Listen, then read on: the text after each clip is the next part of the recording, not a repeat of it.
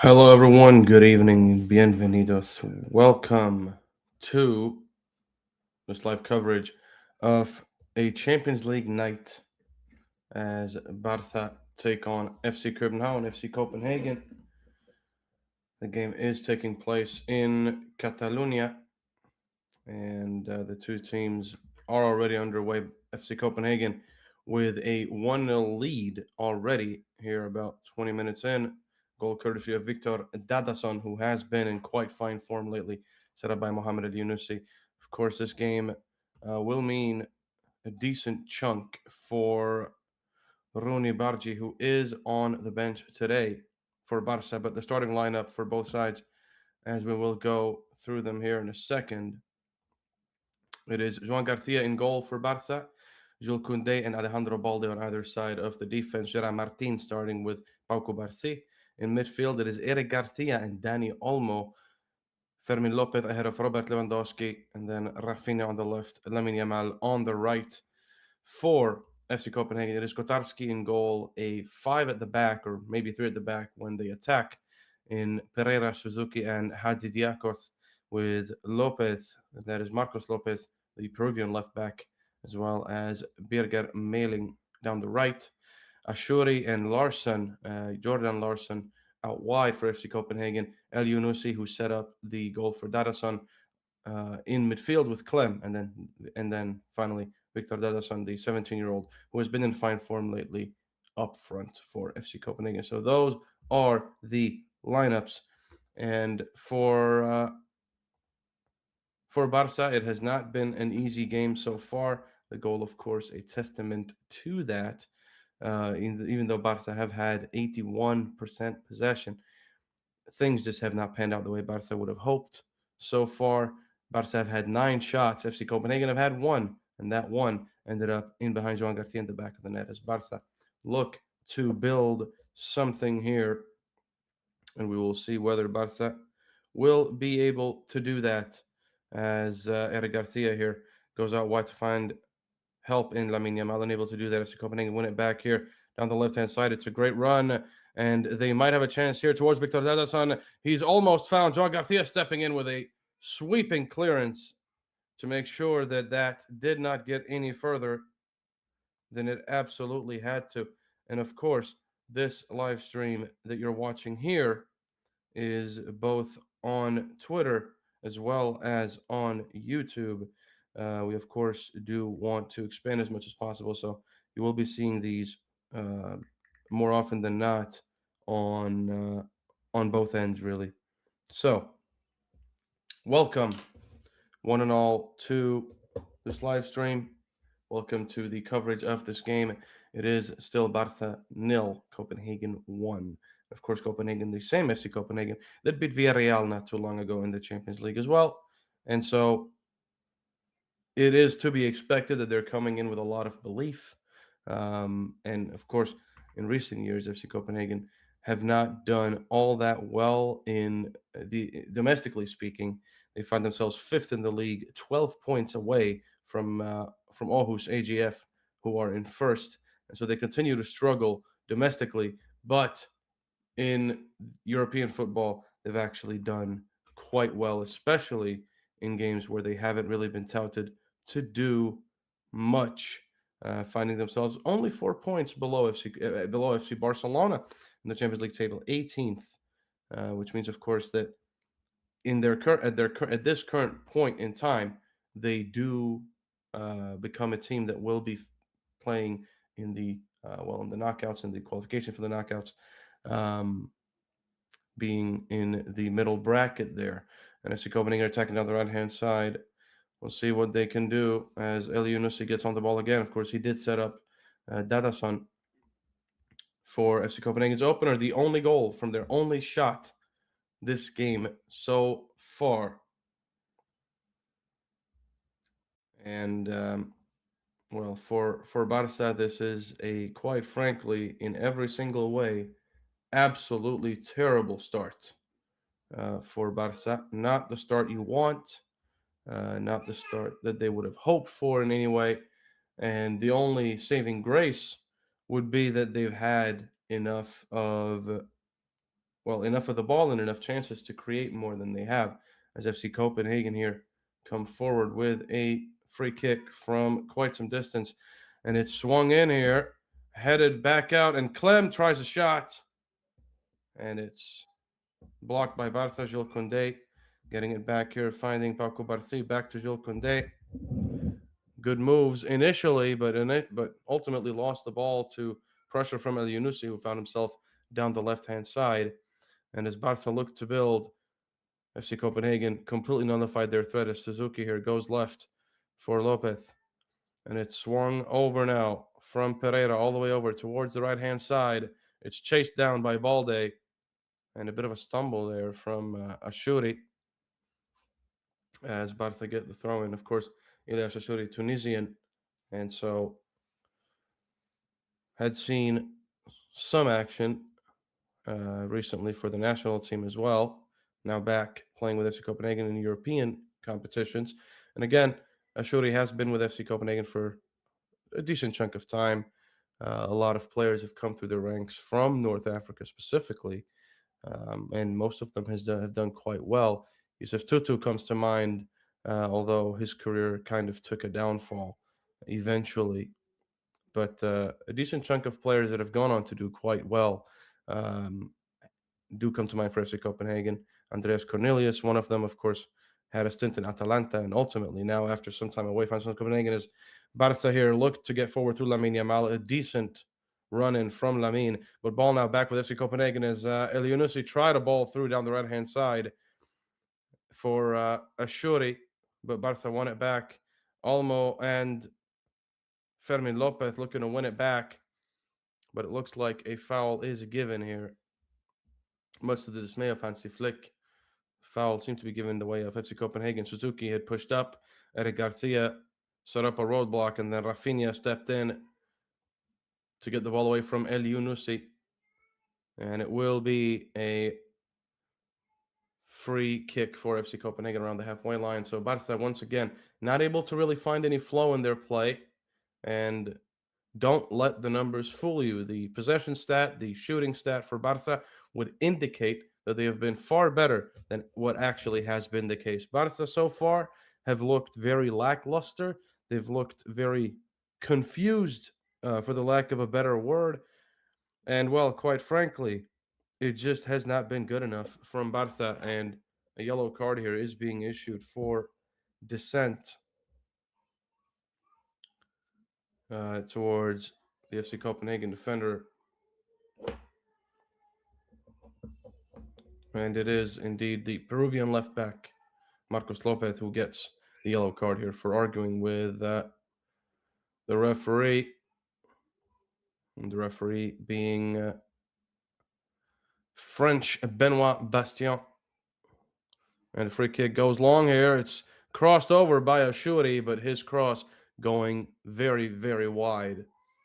And so it will be a goal kick for Joan Garcia. Ball goes long here down the left-hand side for Barca. Can they keep it? Not quite. Lewandowski fighting to win it back. FC Copenhagen ultimately back in possession as a line-breaking pass is played through the midfield. Jules Koundé winning it back. Lamine Yamal up against a challenge here. Looks to ride it. Does well. Finds Fermin Lopez. Fermin now down the right half space. Looking to find support. Goes back to Dani Olmo, who truthfully is playing a more defensive position in midfield. Interesting choice by Hansi Flick, and we'll see whether it pays off. So far, he hasn't looked too off the pace, but given the openness in midfield that there has been when FC Copenhagen have been attacking, it has not been what Barca would have wanted, truly. And Kobarthi here going forward, finding Rafinha, who finds himself in the middle pocket out for Alejandro Balde, not taking his man on, instead going back to Gerard Martin. Now across for Paco Barthi, here is Jules Koundé, finding Lamine Yamal. Lamine hugging the touchline here and basically touching it in for Jules Koundé. He tries to touch it away from the defender and almost did, but it is a truthfully good recovery from the Greek 29-year-old defender, Hadzidiakos, as he did well to hold off Jules Koundé and get the ball to go, or leave it to go out of play. And now it will be a goal kick for FC Copenhagen and Kotarski.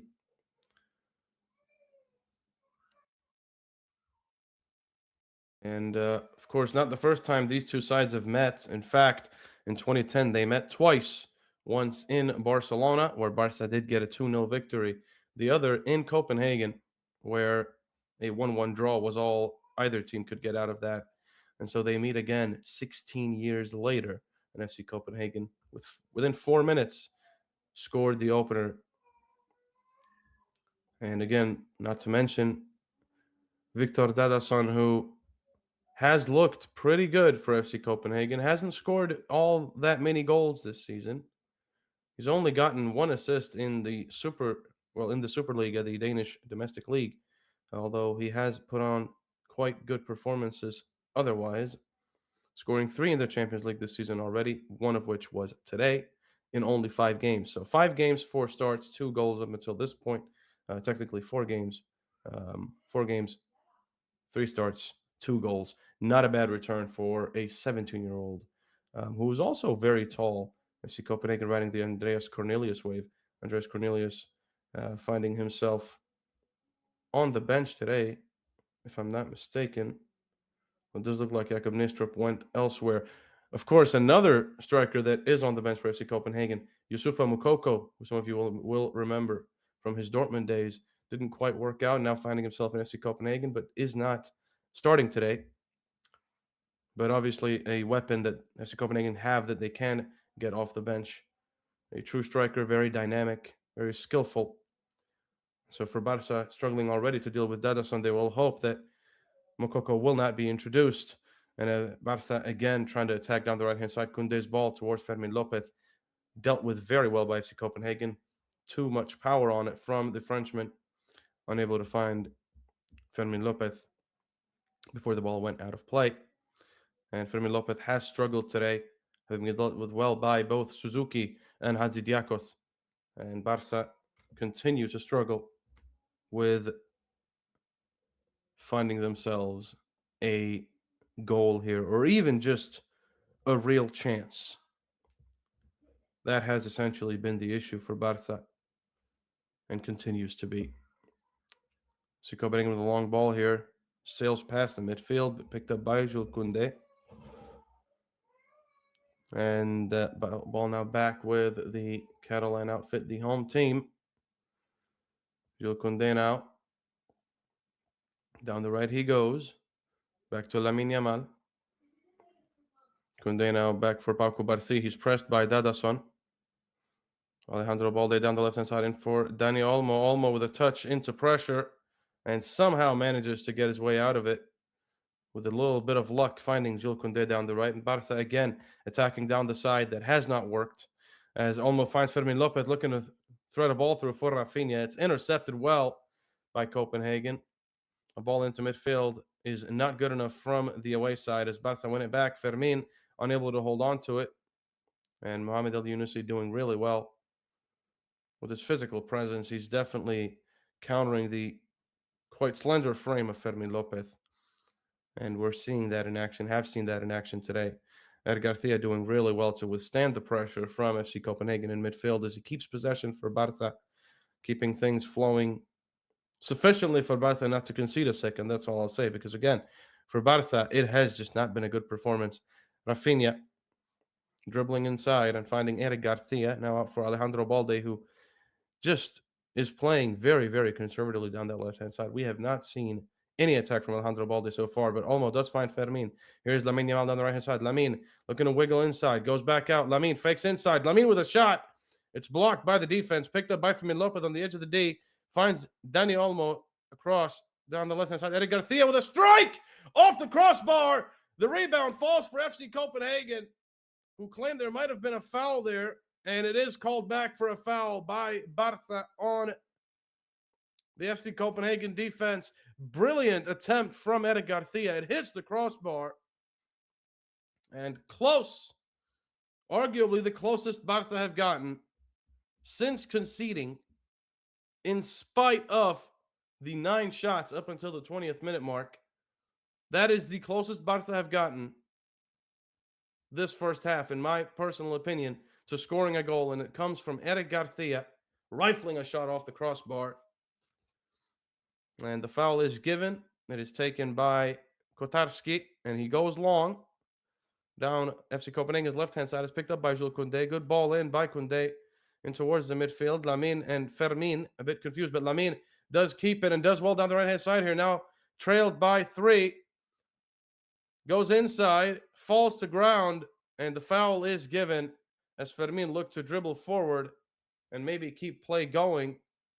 But the foul is given, and that is Hadjidiakos, who thus far, FC Copenhagen's number 6, has done quite well in containing the Barca front line.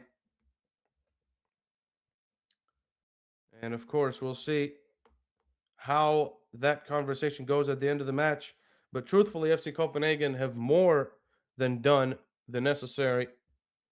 35 minutes in, Dani Olmo standing over the free kick, has Rafinha next to him. It looks like we'll see an in-swinger. And it is a ball short instead to Lamine Yamal. Out for Rafinha around the edge of the box. Rafinha with a whip ball in towards the back post. And, well, Gerard Martin could not get to it for the cutback. It will be a goal kick for the away side, who, if you're just joining us, are leading by a goal scored in the 4th minute by 17-year-old Victor Dadason with a very tall 1.93-meter frame. That is well over 6 foot for those of you interested in that. And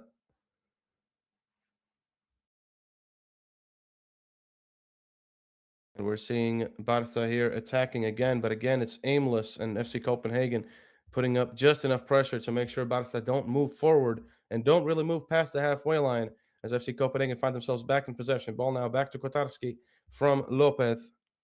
It goes long. Koundé intercepts, finds Lamine. Lamine back to Jules Koundé. He's pressed by Dadason. Goes into Lamine. Brilliant touch. Good one-touch football from Lamine Yamal and Jules Koundé. Ball now with Gerard Martin. On the left-hand side, he has Alejandro Balde. Balde drives inside. We haven't really seen much of him going forward at all, Alejandro Balde, but Olmo with a really good line-breaking pass in for Fermin Lopez. Now back to Balde. Balde with a heavy touch and ultimately cedes possession to Meling, the Norwegian right back. Ball now back with Barcelona. Jules Koundé in for Fermin. One touch back to the Frenchman. Now back out for Lamine Yamal. Lamine up against 2. Looking to pass it through. One of them unable to do that. Gets the ball back though. Still on it. Up against Lopez. Goes in for Fermin. Now back to Olmo. Olmo here around the edge of the box. Finds Lamine Yamal. A chip ball in towards Rafinha. It's settled down by Lewandowski. The shot is missed. Lamine with a shot. It's denied by Kotarski brilliantly on the follow-up. And it's cleared by FC Copenhagen towards Dadason. Kubarsi does well to get it and find Jules Koundé down the right. He finds support in Lamine Yamal. Brilliant move from Lamine Yamal here, twisting and turning away. Says he thought there was a foul. Benoit Bastien disagrees and says play on, but this time Barca give away a foul, and it is a yellow card issued for Lamine Yamal, arguing with the referee following the foul given to FC Copenhagen. Lamine Yamal still arguing with his FC Copenhagen counterparts. It was a good ball in towards Rafinha. Lewandowski looked to touch it down, did so, was unable to get the shot away, but ultimately the ball bounced for Lamine Yamal as Fermin looked to get to it. Hadjidiakos did really well to keep down Fermin Lopez. And ultimately, still no goals from the home side, but a goal for, well, for FC Copenhagen. The game is, of course, at the Spotify Camp Nou, and very much a disappointing display for Barca. Despite 76% possession, they found themselves unable to really get a goal out of their performance so far. And quite frankly, for FC Copenhagen, they can hold their heads high. They've not only scored the opener very early on, they've controlled the game quite well. They've continuously troubled Barca and continue to do so. And now it is a yellow for Junosuke Suzuki, the center back, the Japanese center back wearing the number 20 for FC Copenhagen. the leader in the back line alongside Pereira, of course, the captain. A very interesting mix of players for FC Copenhagen in terms of the countries. A Peruvian left back, a back three consisting of a Greek player, a Japanese player, and a Brazilian captain, and then a Norwegian right back. The right winger is Tunisian, the left winger is Swedish. The midfield is partly Danish, partly Norwegian, and the striker is Icelandic. Just a little bit of fun fact for you there. As Barca look to attack again, Lewandowski does well to hold it up initially, but loses possession. And ball now back with FC Copenhagen. Here is Ashuri. Thought about giving it to Dadason, but he was offside. And he's still going now. And back runs and tracks him down is Gerard Martin. As Rafinha has taken up the position of left back here to help out build the play. Ball now with Jules Koundé down the right-hand side. In for Fermin Lopez. Back to Jules Koundé. Barca playing very defensively now, which is not what they want, not at home and not against FC Copenhagen especially. Because in spite of FC Copenhagen's form in the Champions League, they have not been doing well domestically, and they are not someone that you would look at and go, that's going to be a problem. If you are FC Barcelona, if you're the team that has won the Supercopa, the team that has done well in La Liga this season as well, in spite of everything that's been going on, have had a decent run in the Champions League as well. Barca have been in a decent run of games lately. This is not the result that you would want if you're FC Barcelona.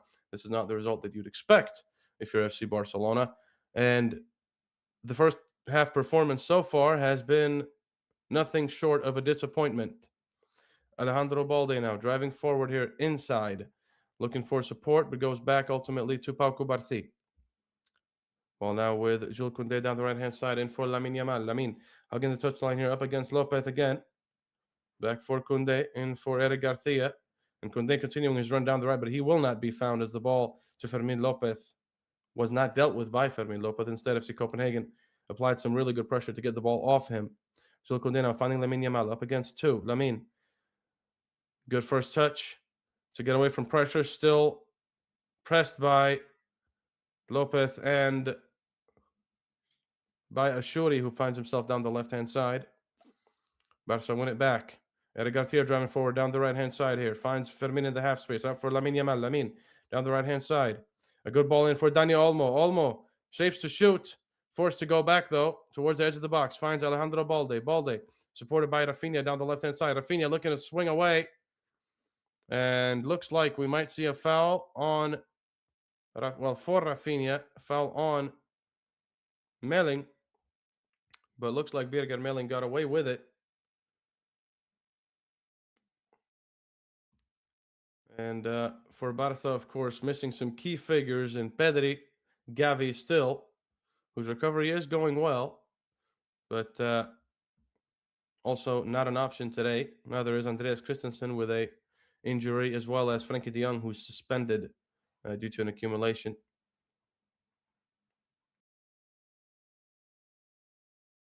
And the ball goes long from FC Copenhagen. Picked up by Barca's defense. Jules Koundé finds Fermin Lopez. Eric Garcia looks to find Fermin again, unable to do that. Ball now back with FC Copenhagen. El Younousi does really well, looks to swing it down the left-hand side. Picked out by Joan Garcia as Koundé was chasing it down. Ball from Joan Garcia goes long up towards Robert Lewandowski. The Polish striker chasing it, but won't be able to get it, at least not initially. FC Copenhagen doing well to play here. Barca win it back through pressure by Fermin Lopez, but Jules Koundé's pass goes waywards, goes back to FC Copenhagen, and that's a foul.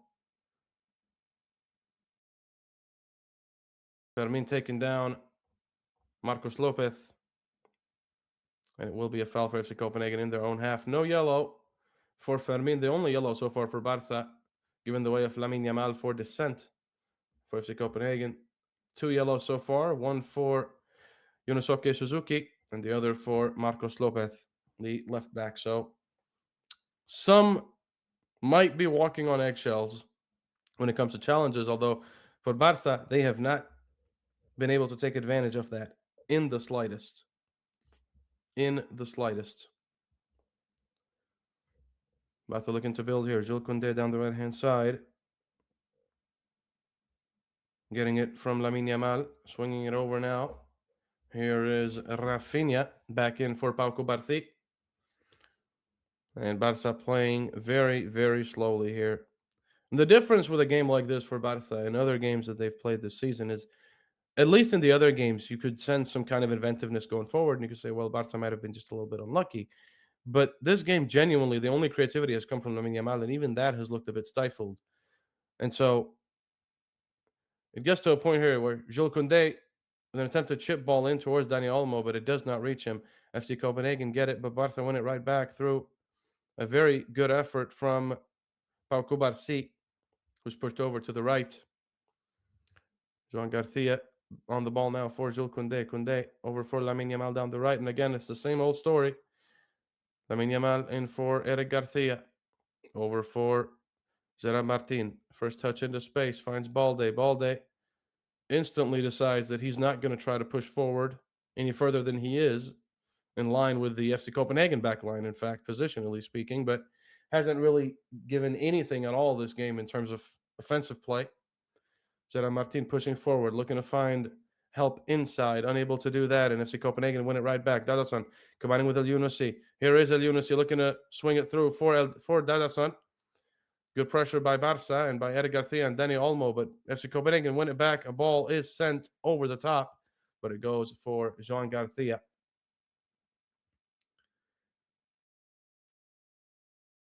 And what a game FC Copenhagen have had so far. Regardless of whatever expectations Barca might have had coming into this, FC Copenhagen have not only taken the lead, but they've been controlling the game very, very well. Fermin Lopez winning it back here off of FC Copenhagen's win back. And here comes Dani Olmo through the middle. 15 seconds to go of the 1 minute of injury time. FC Copenhagen looking to come forward here with El Yunusi. Dadason finds himself offside. Ashure does really well. Finds support down the middle. Dadason is there in support. The shot is taken. It's blocked. It was a good chance for Larsson. But Joran Larsson unable to make the most of it. As Alejandro Balde did well to come back. And as the shot was taken, it hit Alejandro Balde. Jordan Larsson fell to ground. And for Barca, not a good result, not a terrible performance, but not a good one either. If you're Barca, this is the type of half you want to absolutely forget everything about. You want to forget it happened. You want to come into the second half with a completely different energy, because if Barca play the way they did this half in the second half, you're not going to see any goals the way of Barca. It's just not going to happen. Barca have had 12 shots this game, 5 of them on target, not a single goal. 76% possession, not a single goal. FC Copenhagen, one shot on target, really. They've had 3 in total now. They had 1 shot on target. That was the goal. That was the first shot they took this game, was a shot on target, and it was a goal. That's the difference. That's been the difference. And it's absolutely unacceptable. If you're Barca, if you want to get far in the Champions League, these are the types of games that you cannot afford to even come close to losing. You cannot afford that if you're FC Barcelona. You quite simply cannot. It is absolutely unacceptable. It is a very lackluster performance, for the lack of a better word, really. And in front of close to 100,000 people in the Spotify Camp Nou, you have to do so much better. So much better. So much better. Because at the end of the day, a loss like this will obviously not mean that Barca won't qualify. They will still be in the running for the playoffs, right? They'll still be in the running for the knockouts. Um, and as things stand, it will be either Barca or Sporting against either FC Copenhagen or Napoli. And so for Barca now at this point, they're not looking at a round of 16 round next up. They're looking for the round of 16 playoffs. Which you could say the same goes for teams like Chelsea, Inter, Atalanta, Atleti, Juve, Dortmund, Bayer Leverkusen. But these are teams that you would not necessarily expect to make it to the playoffs every single year, right? Bayer Leverkusen, since the departure of Xavi Alonso, have looked very different. They've had their own struggles, right? Juventus finally look like a decent team this season, but also not that great. Napoli, not the same Napoli they were last season. Doing well, but not the same Napoli they were last season. Atleti and Bodø Glimt, the Norwegian outfit, played against Manchester City, beat them, I believe, 3-1. Just going to double check that. Beat them 3-1. Okay? They drew to Dortmund 2-2. They're currently drawing with Atleti at the Metropolitano 1-1.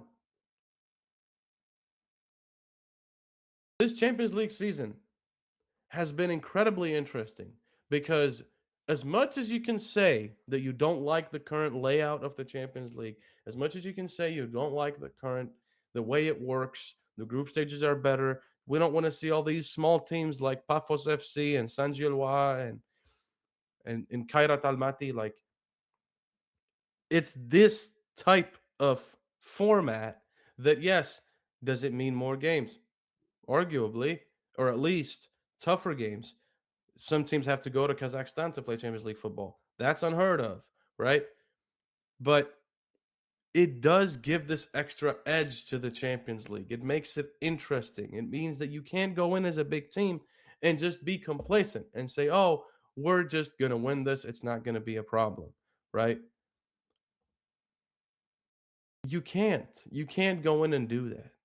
Now, another game that's going on right now, Bayer Leverkusen and Villarreal. Now, both teams have, as things stand, before this game, 2 wins, 3 losses.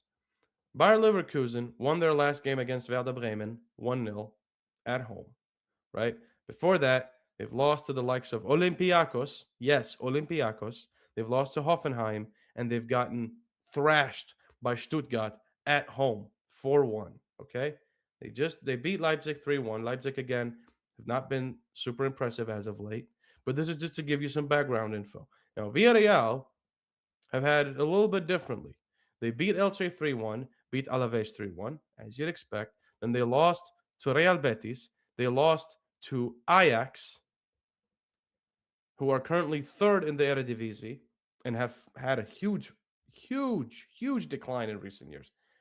I mean, Ajax find themselves a good chunk. We're talking 16 points away from first place. PSV Eindhoven have been wiping the floor with the Eredivisie. But Ajax beat Villarreal, who are fourth in La Liga, 11 points away from first, 3 points away from third. Villarreal, factually speaking, statistically speaking, are doing better than Ajax. And yet, Ajax beat Villarreal 2-1 at the Ceramica.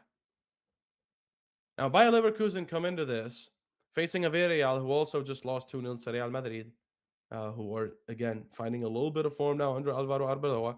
Quite frankly, I personally don't see that lasting very long. I think this is just a new manager bump.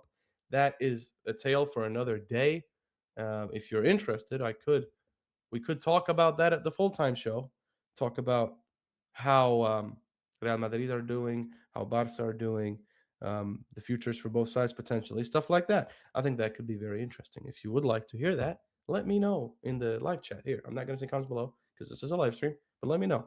And if you're watching this after the fact, let us know in the comments down below. We want to make content that appeals to you. We want to make content for stuff that you want to listen to, want to hear, want to argue with, want to debate. So let us know because we're going to be making a lot more content on TikTok where we've been posting a little bit. We're going to be posting a lot more. Same thing with YouTube. These streams will sometimes be on just on Twitter, but for the most part, they'll be on Twitter, YouTube. This should have gone out on Facebook, but due to some technical difficulties, was not the case. But it will also be going on Facebook. So if you're following us there, you'll be able to watch it there. If you're not, follow us on Facebook, follow us on Instagram. The link to all those is in the Twitter bio where most of you will probably be watching this. Just a little plug.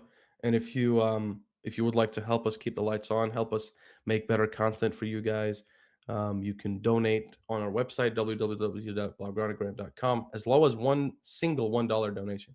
Doesn't even have to be recurring. Or you can go to our shop on the website and get yourself a piece of merch for as low as $12 a piece. So that's just to say there are ways you can support us financially if you would like, and obviously that would give us um, more resources and more ability to actually make more content for you guys that is interesting to you. Um, so we're not just a news outlet that has a website, has social media presence, but also provide you guys with content, which is what we've always been and what we've always strived to do, and what we're trying to do more of here in 2026. We've got big things coming. Um, and obviously, any financial support there does help a lot, even if it's just a small amount. But regardless of which, the fact that a lot of you like to tune into these live streams and just watch the game with us, um, means the world to us. You could be watching this anywhere else. You could just have the TV on with commentary on, but the fact that you decide to do it through us shows us that you enjoy what we do and you find it in at least to a certain extent insightful and entertaining and whatnot. So that means the world to us, and we can't thank you enough. Now, the sappy stuff out the way. Um, my point was that I don't like that segue, to be honest. My point was that uh, Villarreal are objectively speaking in better form than Bayer Leverkusen right now, or at least before this game. Bayer Leverkusen scored 35, conceded 25 in the Bundesliga. Villarreal scored 37, conceded 21. You could argue they're sort of similar, but Villarreal are fourth in La Liga, whereas Bayer Leverkusen are sixth in the Bundesliga. Coming off of a championship season, by the way. They won the championship. They won the Bundesliga last season. So it has been very, very different. Very, very different. So essentially, what it comes down to is this: the Champions League format, for me, is very interesting because it allows for games like this to happen. You know, should Barca lose against FC Copenhagen? No, not in Barca's current form. They shouldn't. You're leading La Liga. Yes, it's by a point, but out of your last 5 games in La Liga, you've won 4. You know, and the only one you lost was to Real Sociedad at the Anoeta, which, even though Barca did break the curse a while back, it's never an easy ground to go to. And Real Sociedad have also done decently well this season. But it's just to say that, like, the Champions League this year it's been really, really interesting. And it's given the room for a lot of these quote unquote smaller or maybe less resourceful sides to actually come out and really cause an upset. You know, think of how far Benfica made it to the Champions League just 2 seasons ago. They are 27th as things stand. They're not even in contention for a playoff spot. If they stay where they are, that's it. That's it. There's no hope for you to play for any more Champions League football this season. Same thing goes for Marseille. Bordeaux Glimt have caused upsets, but are likely not to really be able to do much this season. Obviously, we'll see. The results are still pending, right? Um, but again, it just makes the Champions League way more entertaining. It truly does. I mean, you get to see these smaller sides. I hate the term smaller sides. Cause upsets that otherwise wouldn't be there. You don't get games like this. You don't get games where Bordeaux Glimt just sweep aside Manchester City. That doesn't happen.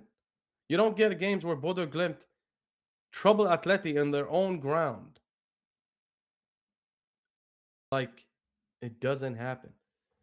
Also, Benfica. They're playing at the Estádio da Luz in Portugal, and they're currently beating Real Madrid 2-1. Um,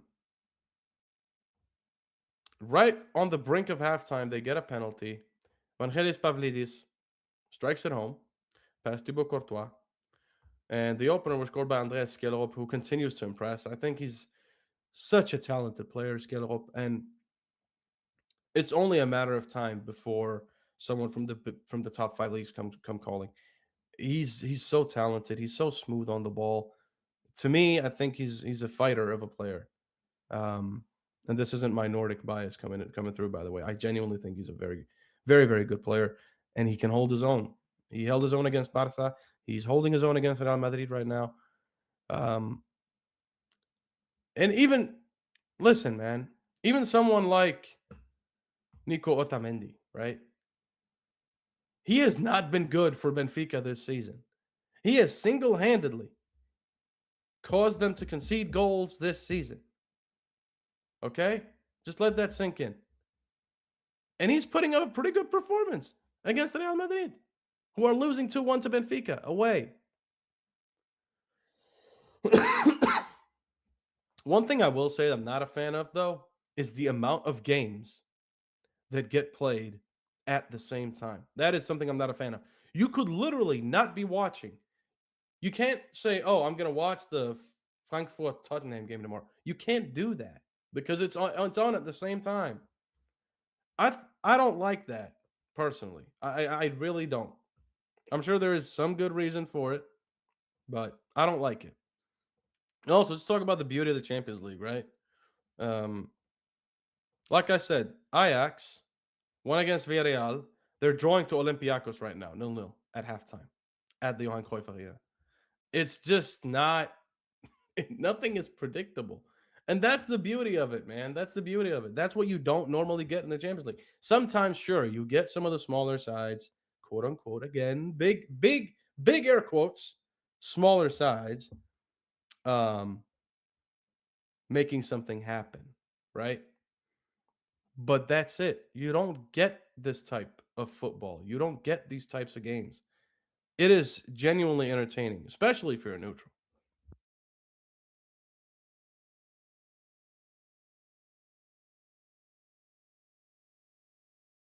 So we are back almost for the second half. The question, of course, will be: will we see any substitutions? To that, the I don't want to say obvious, but it's kind of obvious. We're not going to see any substitutions. It seems like for either side, really. Of course, for FC Copenhagen, taking out Suzuki might be a good call just because he's on yellow. Either that or Marcos Lopez, but they've been very good. So I think Jakob Nistrup would rather not do that. And as for Barca, I don't think you could pinpoint a single player and say they've not been good enough or that their performance wouldn't improve if they just had more time to gel into the game. For me, Fermin Lopez comes to mind. I don't think he's been good, but I also don't think that that's at his fault necessarily. Like, it's not like I don't think Fermin Lopez has played poorly. I just think there is a very clear mismatch between him and the physicality of FC Copenhagen's midfield. And he has suffered from that greatly this game, I think. Dani Olmo, I think, has done decent. Eric Garcia, I think, to me, has been the most consistent, which feels weird to say. But as I say that, Eric Garcia is actually taken off just now for Marc Bernal, which is an interesting substitution by Hansi Flick, in part because Marc Bernal, well, obviously, I think this is a good game for Marc Bernal, but equally, Eric Garcia actually, for me, I thought played really well. I thought he was very consistent, and he's not on a yellow either. Um, the only player on a yellow for Barca is Lamine Yamal. But that is it. That is the change that Barca have made. FC Copenhagen seem to keep everything as is, which, quite frankly, a very good choice. And that is how the second half is underway. Barca kick us off here at the Spotify Camp Nou. And again, if you've just joined us, it is 1-0. The goal was scored by Victor Dadason, the 17-year-old Icelandic forward for FC Copenhagen.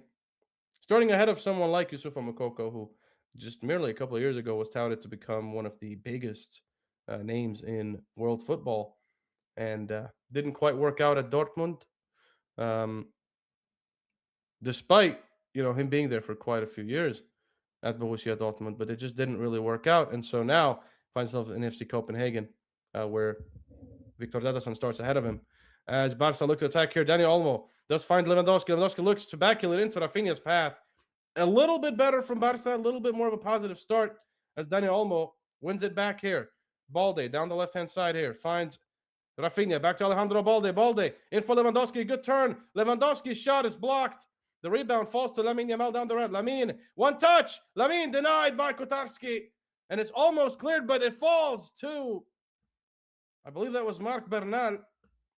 It was indeed a decent strike, a low-driven strike, but not good, not strong enough to beat Kotarski in goal. But this, a very good start for Barca so far. And here is Rafinha with a dinked shot, shall we say, between the legs of the defender. Falls into the hands of Kotarski, but already Barca coming out with way more fire than we saw in the first half. And a very, very good start for the Catalan outfit here. We'll see if they can sustain that. As ball now goes out for a throw-in. We're seeing some players warm up for Barca, including Marcus Rashford. And the question then will be, will he replace Dani Olmo, push Fermin further back? I think that's what we're going to see. But personally, I think that would be a mistake. I think Olmo has actually been pretty consistent. I don't think he's made mistakes. I think he's actually pressed quite well defensively also. But I also don't know really who you would take off in this instance, because what you could do is Olmo here with a brilliant ball down the right side for Lamine Yamal. Lamine against Kotarski. Lamine is for Lewandowski. Goal, goal, goal, goal, goal, goal, goal, goal, goal, goal, goal, goal, goal, goal, goal, goal, goal, goal. Barca get the equalizer, and it is Robert Lewandowski who slides it home. Brilliant play, just as we're talking about Dani Olmo, a surgical through ball to break the entire line of defense and midfield. It is a brilliant pass. It's brilliantly timed because he is onside, Lamine Yamal. As we see on the replay, he was kept on by FC Copenhagen's captain, Gabriel Pereira. And Lamine Yamal does really well to push Kotarski to come out and then just touch it over for Robert Lewandowski, who slides it home, found himself ahead of the line of defense. Brilliant, brilliant play from Barca. Just the start they wanted. 3 minutes into the second half, Barca are back in it. It is 1-1. Goal scored by Robert Lewandowski, set up by Lamine Yamal. Brilliant ball through from Dani Olmo for the quote-unquote hockey assist. And Barca have instantly responded here in the second half as Barca get it back here. Rafinha, Olmo, Lewandowski driving forward, finds Jules Koundé down the right. Jules Koundé with a ball in for Dani Olmo. Back heels it for Lewandowski, but it's sniped away. And FC Copenhagen looking to attack here down the left-hand side, but slowing it down a little bit. Dani Olmo with a good piece of pressure. With the ball back with Copenhagen. It's a very, very aggressive Barca we've seen in a positive way. Coming into the second half, it's very much the exact way that you would want to see Barca respond to that type of first half, where they quite frankly were abysmal. Not even for the lack of a better word, just factually speaking, they just weren't good enough. The numbers flattered Barca greatly in the first half, and in the second half, we're seeing a different Barca come out, which is exactly what Hansi Flick and his technical staff would have wanted. Now, the question is, of course, how would Marcus Rashford change the dynamic of this game? Who would he replace? As well as what other changes Hansi Flick might make. I think we could see Rooney Bargi just for the sake of him playing against his former side, but also just to give him some game time. But I think at this point, if we see him, it will be in the latter stages if Barca already have the win in the bag. Although I do think he could add something very different. Barca driving forward here. Daniel Olmo through ball in for Fermin Lopez. Just wide. Hit the side netting. Fermin Lopez did very, very well, though, to get there. But hit the side netting. Good attack again. And again, Daniel Olmo with a very good through ball. And Fermin looking to beat Kotarski at the near post. Wasn't going to happen. Not that time, anyway. And the goal kick by Kotarski prompts his players to go up the pitch. And it goes long. Jules Koundé hits it with his hip. Unable to contain it, though. And FC Copenhagen with a bit of volleyball here from defense, from back to front, as they ultimately give the ball away for a Barca throw-in. Jules Koundé slips as he tries to grab hold of the ball. And no subs yet, barring the change of Eric Garcia and Marc Bernal. But do expect some soon for Barca.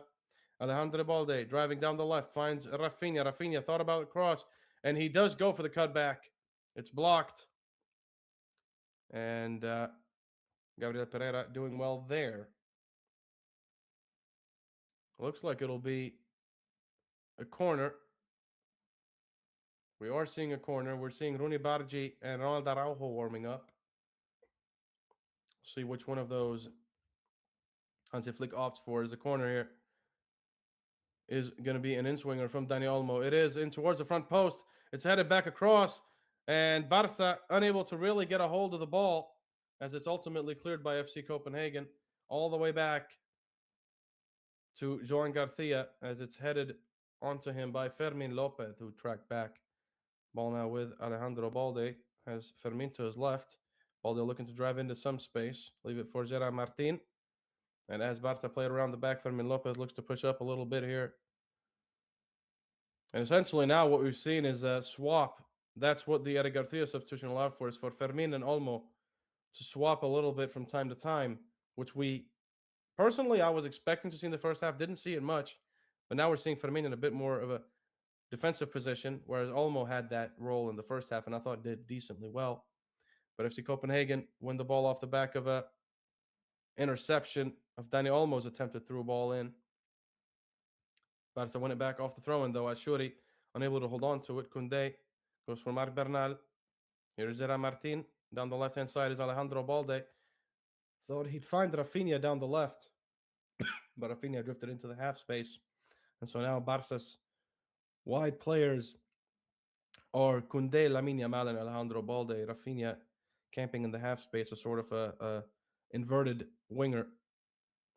And Barca looking to play it around the midfield here in FC Copenhagen's half. Marc Bernal in a good position, looking to pass it on to Lewandowski with the outside of his foot, unable to do that. FC Copenhagen win it back, look to find Victor Dadason. It's cleared by Barca in the line of midfield. And as FC Copenhagen look to get it away, Barca win it right back. Ball now with Bernal. Here's Fermin Lopez. Fermin over to Alejandro Balde on the left-hand side. Leaves it for Fermin. Fermin thought about a switch over to Lamine Yamal, but went for Koundé instead. Koundé now toe pokes it over for Lamine Yamal. Lamine with a cross in towards Lewandowski, but it sails over the head of everyone and goes out for a goal kick. And looks like the referee is asking for the play to be stopped.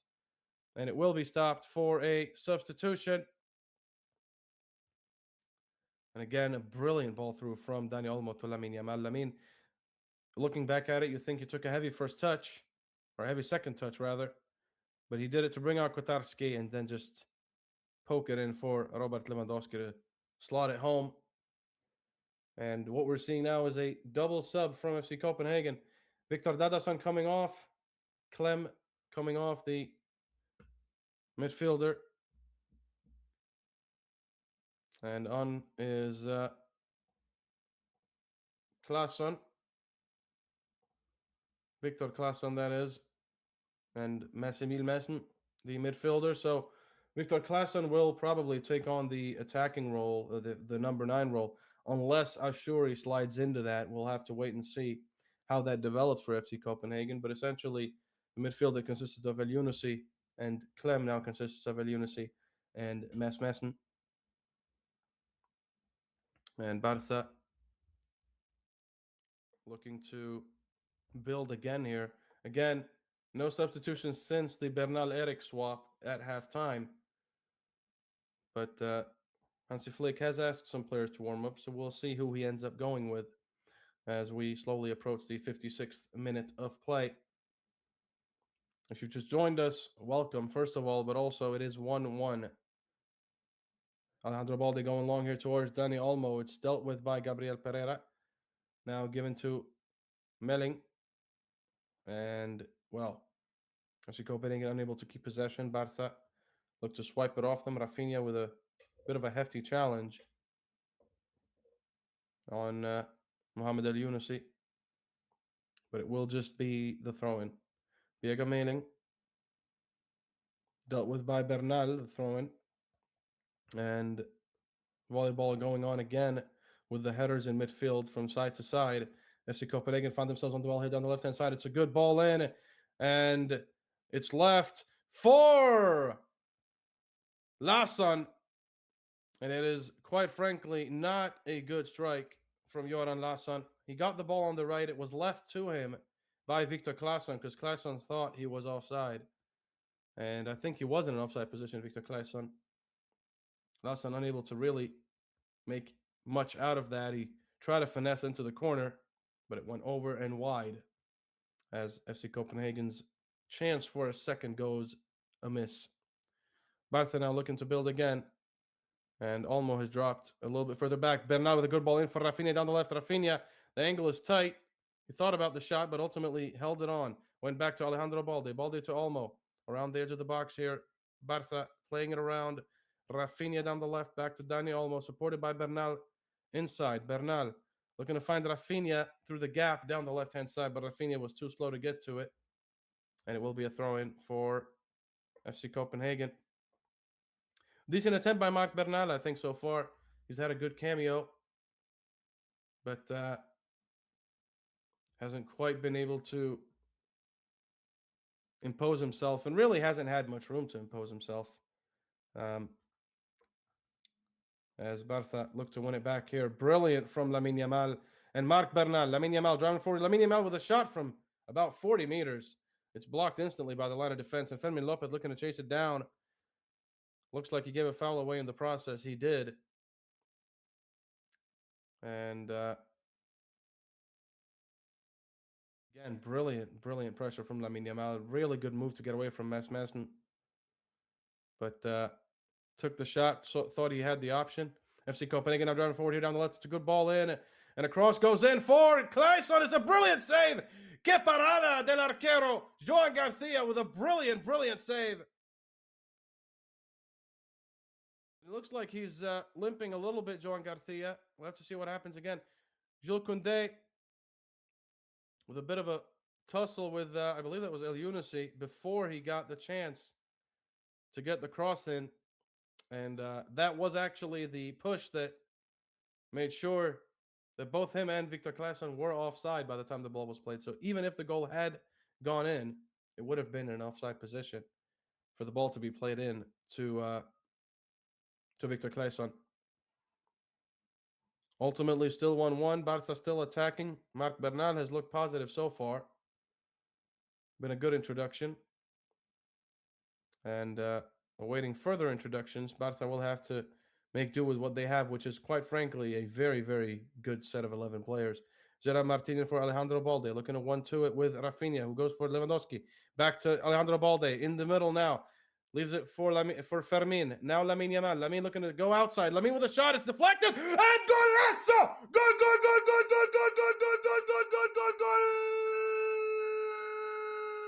Del Barça! They've gotten the equalizer. It is off of a deflection, but Lamine Yamal has scored for Barca to make it 2-1 at the Spotify Camp Nou. Barca take the lead for the first time this game. And the mini micro remontada is complete so far. Lamine Yamal does well to spot the gap. Again, it's really good play. The catalyst for this entire piece of play, this entire sequence, Alejandro Balde, who ultimately found himself in the middle after combining with pretty much everyone in sight, found Fermin, who left it for Lamine Yamal. Lamine in not such a good position for receiving the ball, really, but ultimately does get to it after a bit of, well, had to shuffle a few meters, maybe 2 meters away. Takes the shot, and I believe it hit Hadzidiakos and then looped into the back of the net. It's not the prettiest goal you'll see, but Lamine Yamal has been trying that strike a couple of times this game. It finally works out for him. Yes, it's with a bit of luck, but FC Barcelona have been pushing Copenhagen a lot in the second half. It's been two completely different outfits. It's almost like they swapped shirts at halftime because the passivity that we've seen from FC Copenhagen this half is the passivity we saw from Barca last half.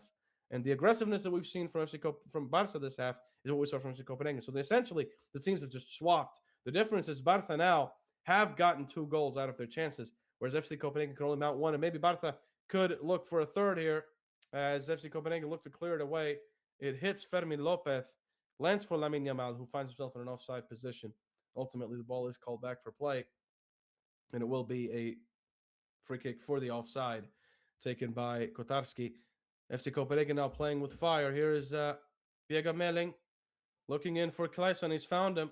Good ball out for Jordan Larsson. Larsson thought about the ball inside. He goes for it, and the shot is taken by Mohamed El Younousi, who set up the opener for Victor Dadason, but he's unable to get enough power or accuracy behind it, and it ultimately dinks it in to the path of Joan Garcia, who can collect it calmly as Barca retain their 2-1 lead. Their newly acquired 2-1 lead.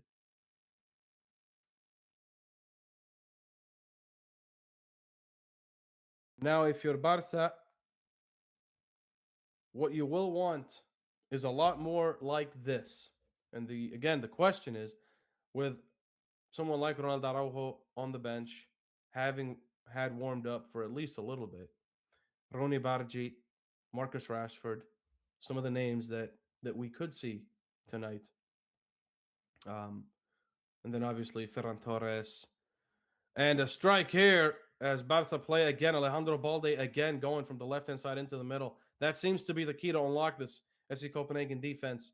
And this time Fermin Lopez shot weak, truthfully, and does not trouble Kotarski, who has had a very decent game so far, barring the goals. He got unlucky with the deflection, but other than that, has actually been very, very solid when called upon. But for Barca, the options here, of course, Tommy Marquez, number 43, an option from Barca Athletic, 20-year-old. Well, I think he's just about, well, not quite. He's 19 years old right now. He'll be 20 in October. But he's, of course, an option, one that I don't think we'll see tonight.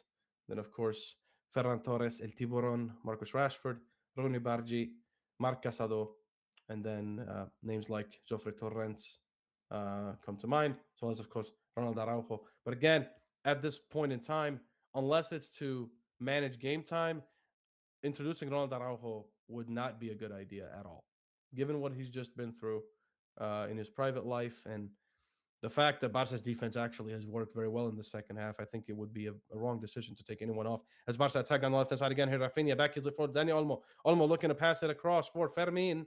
It's blocked by FC Copenhagen, who try to build quickly. And the ball is with Jordan Larsson. It's brilliant interception by Gerard Martin with a sliding tackle in. And it's, again, such a good performance he's put up today, Gerard Martin. And now a change for, well, 2 changes for FC Copenhagen. Ashuri coming off, as is Jordan Larsson, who has tried but hasn't been able to quite make much of it. In come Youssoufa Moukoko and Robert. Well, technically Robert, the Brazilian number 16, the Brazilian winger, plays off the left-hand side mostly, so will be a like for like. Should have been a like for Jordan Larsson, but Larsson has actually played more on the right-hand side in the second half. But now, given that him and Ashuri are coming out, presumably what you'll see now is Victor Claesson going down the right. And then Youssoufa Moukoko through the middle. Although Moukoko can play on the wing, so we might see a bit of a hybrid swapping between Moukoko and Claesson. And then have Robert down the left-hand side, which is probably how it will go for FC Copenhagen. But that is pretty much the joker that FC Copenhagen had on their bench. Rafinha down the left-hand side for Daniel Olmo. He's in good position here, Daniel Olmo, but holds it up. Thought the cross would look too telegraphed and holds it up well with a lot of patience. Lamine Yamal calling for it on the right-hand side as the ball is with Mike Bernal. Here is Jules Koundé in for Lamine Yamal. Lamine now on the edge of the box. Lamine with a cross in towards Lewandowski. Lewandowski takes it down. Lewandowski with a shot. It's blocked. And Lewandowski goes down. And play is stopped. I don't think we'll be seeing a penalty, but Lewandowski is down. And we'll see what happens here because referee did not really point to the spot. Lewandowski took it down, completely whiffed the shot, it seems. We'll have to watch it back again because he completely whiffed the strike. Unsure of what really happened there, to be completely honest. Suzuki was in the vicinity.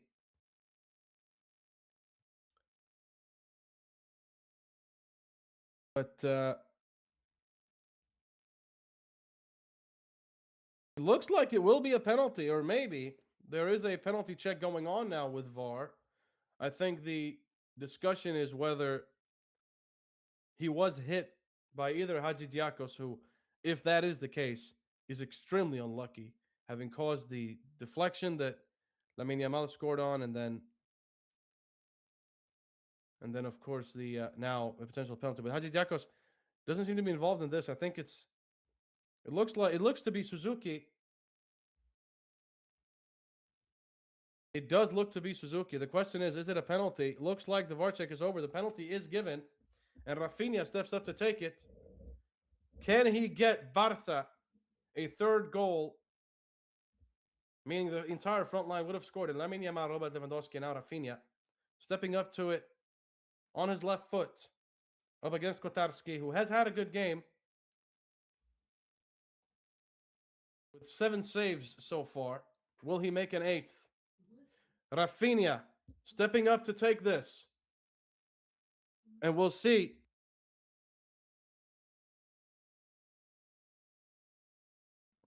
Rafinha stepping up to take this.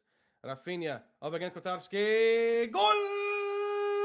Gol, gol, gol, gol, gol, gol, gol, gol, gol, gol, gol, gol, gol del Barça.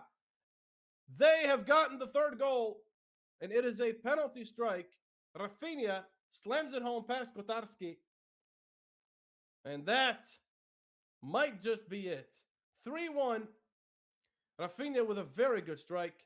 Kotarski went the right way, but quite frankly was very, very unlucky.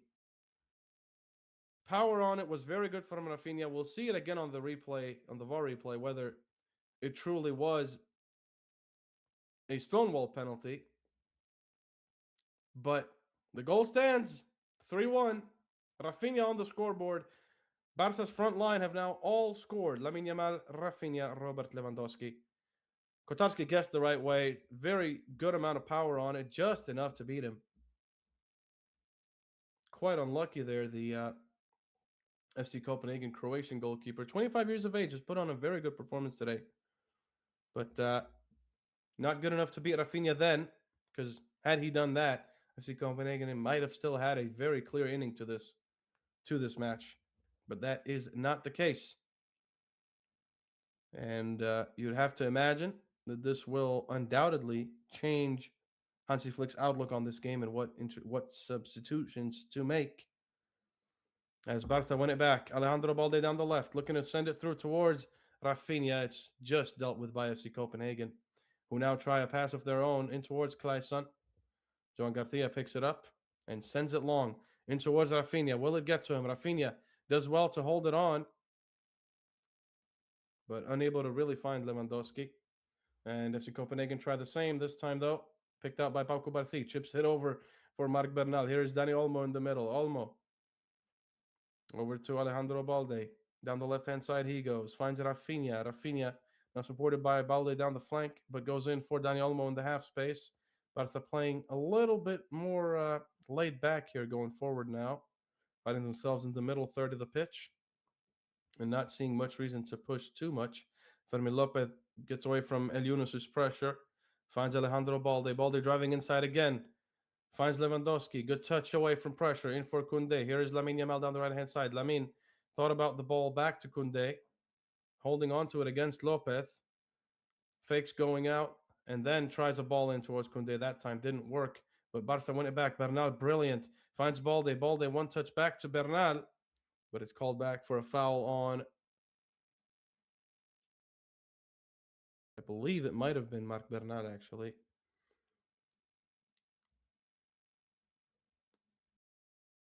And again, Lamine Yamal got lucky with the deflection. But it is a goal nonetheless.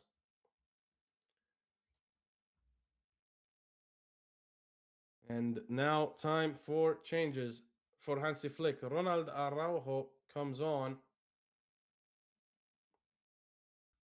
as does Marcus Rashford.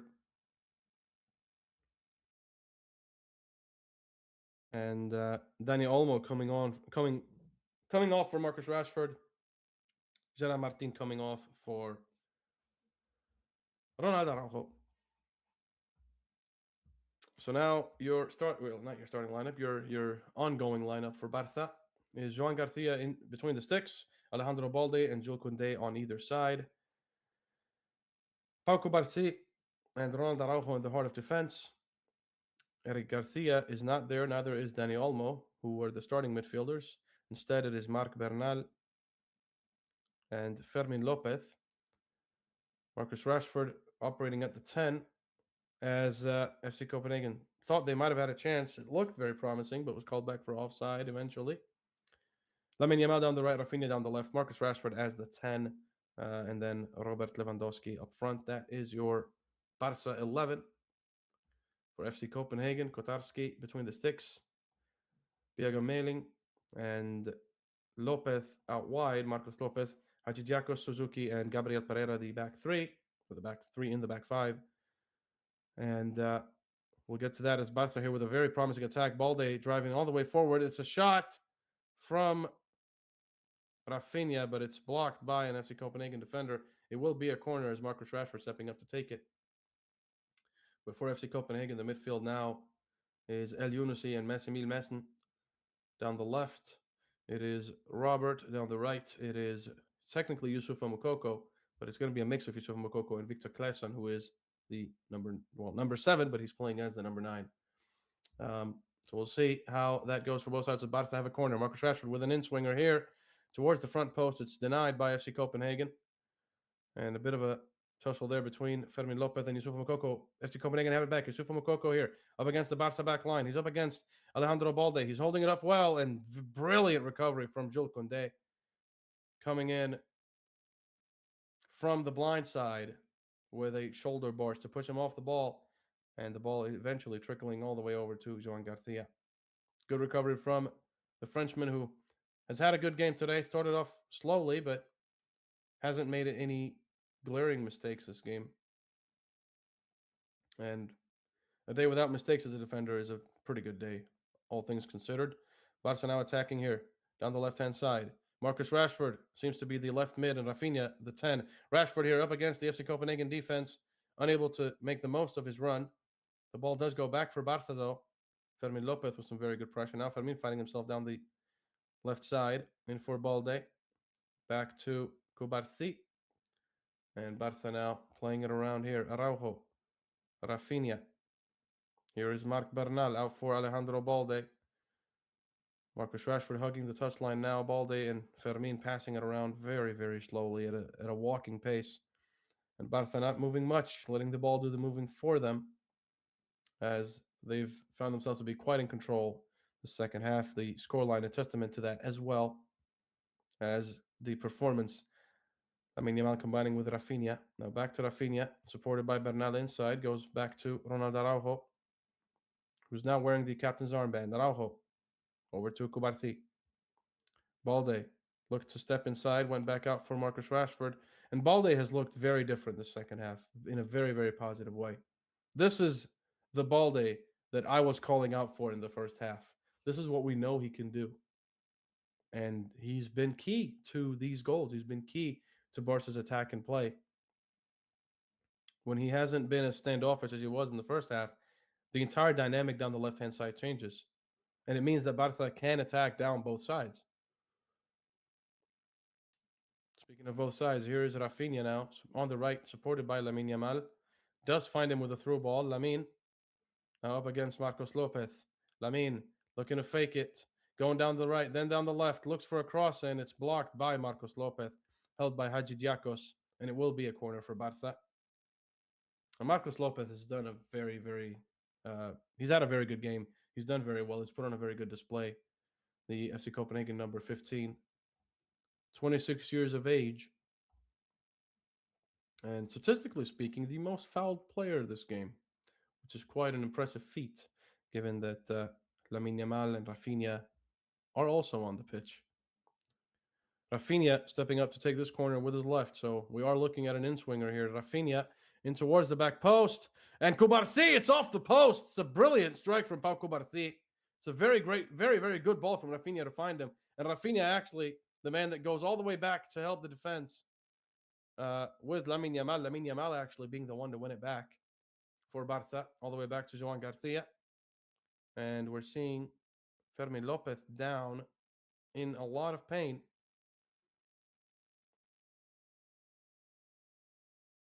As Youssoufo Moukoko was looking to switch play. Looks like he got a piece of Fermin Lopez as well. And I misspoke earlier when I said Cubarsí's shot was off the post. It wasn't. It was off a very good save from Dominik Kotarski. And now FC Copenhagen making another substitution.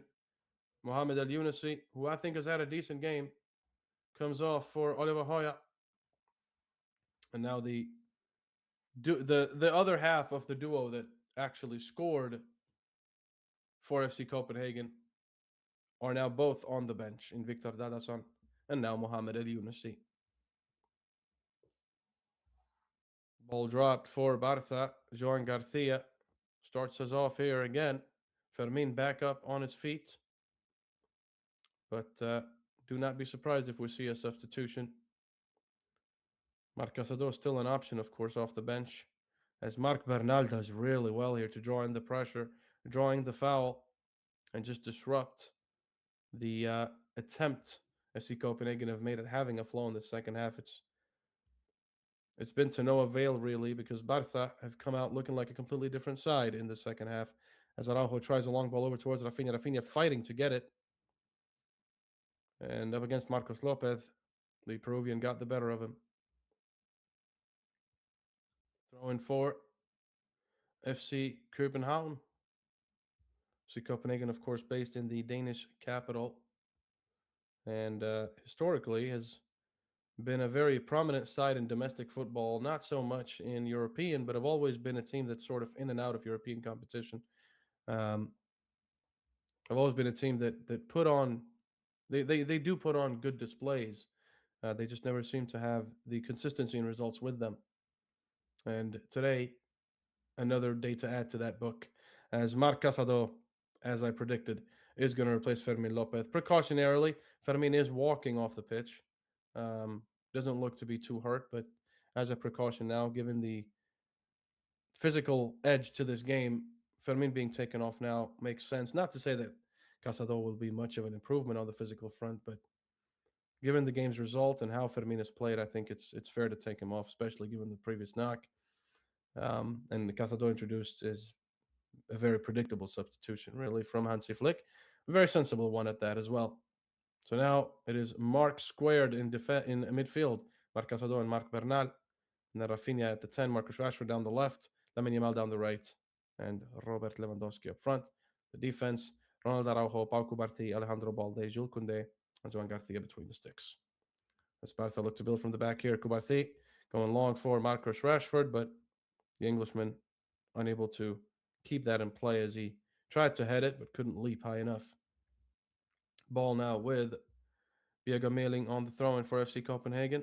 Thought about a long throw-in. Looks like he'll opt to go short. Goes in for Suzuki, who's pushed up. An interesting choice of play from FC Copenhagen because their central center back is now pushed all the way up to midfield, which means if Barca do get a corner, they could catch them off guard. That wasn't the case, but FC Copenhagen now putting all their eggs in one basket, the attacking one, as they're all pushing up now, and we're going to see much more open game, which means for Barca, they're going to try to rely a bit more on their transitional play, being a bit faster, as FC Copenhagen not able to do much in the way of going forward. And now El Tiburon getting ready to come on. Ferran Torres and Robert Lewandowski, the obvious substitution. To be completely honest, when I saw Ferran warming up earlier, did not recognize him, given the new haircut. But it does suit him. And he's now coming on for Robert Lewandowski, who has scored today. Scored the goal that gave Barca the lead for the first time this match, set up by Lamine Yamal. And all Lewandowski had to do, other than get into a very good position and fight off the defense, was slot it home. And Barca still attacking here, but building from the back with Balde, Rashford. Good ball in for Marc Bernal, the unrunning Marc Bernal, who finds Jules Koundé. Koundé fighting off the pressure from Victor Claesson and does draw a foul. Araujo now ready to take the free kick in Barca's own half. And it's taken short. Casado out for Balde. Casado now back to Ronald Araujo. Here is Koundé in for Lamine Yamal. Look to backheel it in for Koundé, but the block returned back to him, and now he's found Marc Casado. Here's Marcus Rashford down the left. Marcus Rashford thought about a shot, goes for the knuckleball. It's a decent effort, but it's blocked by FC Copenhagen. The ball finds itself bouncing all the way over to the right-hand side as Jules Koundé picks it up, and ball now with the two marks in the middle, looking to build for Barca as Alejandro Balde now gets the ball back on the left, drifts inside, and finds Marc Bernal. Here is Ronald Araujo over for Jules Koundé. Koundé to Rafinha, back to the Frenchman. Bernal, Koundé, Araujo. And the ball is switched over to the left-hand side now. Barca building it very, very slowly and doing so very deliberately, because the longer they keep the ball, the more frustrated they'll get FC Copenhagen, maybe even draw a yellow card out of them and possibly kill off the game completely. Lamine Yamal down the right. Good movement. Looking to find Rafinha. Does. Good first touch from Rafinha. Holds it up well. Finds Marc Casado. Has support down the left and Marcus Rashford. Rashford, good first touch to get away from Mailing, but does draw a foul in a very dangerous position. And looks like Biega Mailing might have gotten a bit too harshly in on Marcus Rashford, because it didn't look so bad initially. Rashford took a very good touch, but it looks like he might have just clipped him. It will be a free kick in a good position for Barca, as Rashford's still getting treatment. He's just come on, so having to come off due to injury would be a very sad proceeding indeed. He is back up on his feet, and he is stepping up here for the free kick alongside Rafinha. Rafinha, of course, the in-swinger option. Rashford, the more direct option. We'll see if he can maybe get himself a goal on the night here at the Spotify Camp Nou. Up against Kotarski, who again has had a very good game. Marcus Rashford and Rafinha standing over this free kick. Of course, also an option to cross it in. Rashford. It's a direct shot. Goal! Goal! Goal! Goal! Golazo! Goal! Goal! Goal! Goal! Goal! Goal! Goal! Goal! Goal! Goal! Goal! El tiro libre. Marcus Rashford gets Barca's fourth off of a direct free kick. And that is it. Fifth goal in 7 Champions League matches for Barca this season. Marcus Rashford has struck it into the back of the net. It is a beautiful dipping strike just over the wall, just into the bottom left corner. It almost just grazes Victor Claesson in the wall. It's a brilliant, brilliant, brilliant strike from Marcus Rashford. And it dinks just in time to go into the bottom left corner and beat Dominik Kotarski That is Barca's fourth. And naturally, it does stand. Barca 4, Copenhagen 1.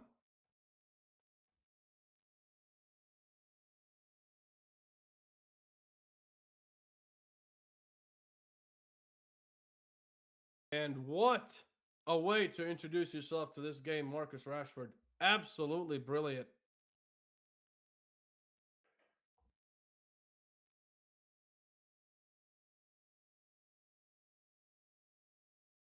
It's a brilliant, brilliant strike. And it's a brilliant introduction to this match from Marcus Rashford, making it 4-1 to Barca.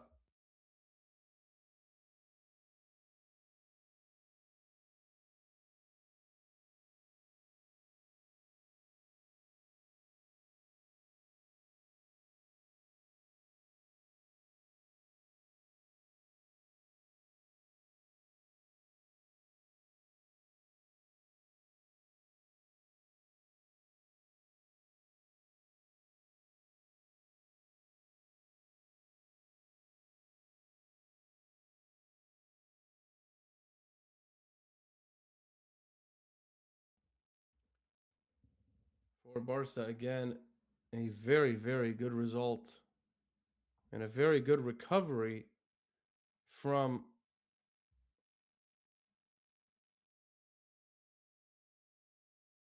the initial goal that FC Copenhagen scored 4 minutes in. It looked to be a completely different game. And well, if you're Copenhagen, you would have wanted it to be a very, very different game. But as things stand, Barca have a 4-1 lead.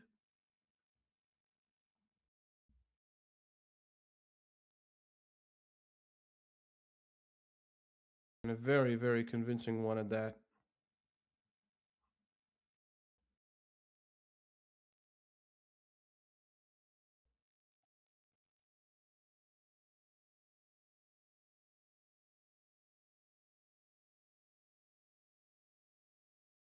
'88 minutes in. It is 4-1.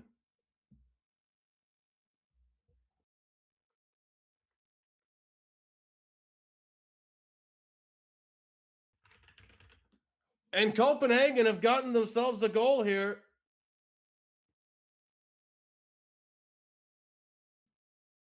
Question is, will it stand?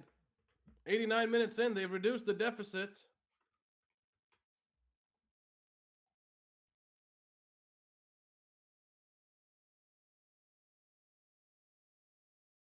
It is a decent goal in truth.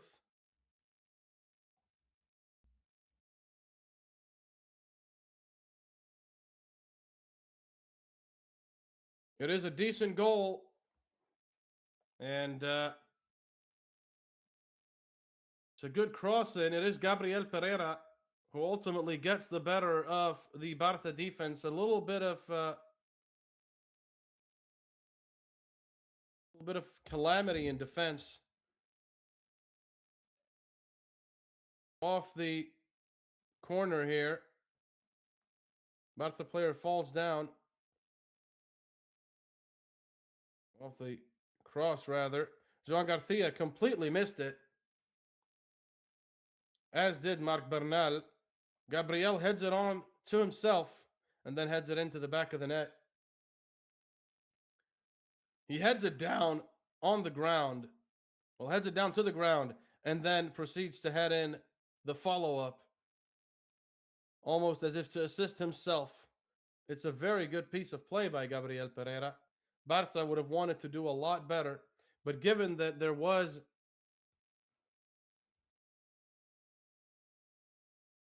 a Barca player who fell down, the question is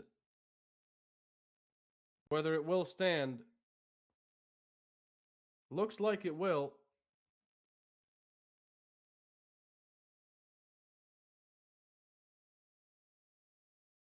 We'll have to wait and see.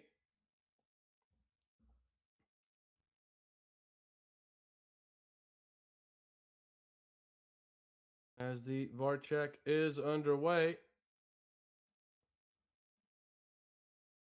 Referee giving the final instructions here, Benoit Bastien.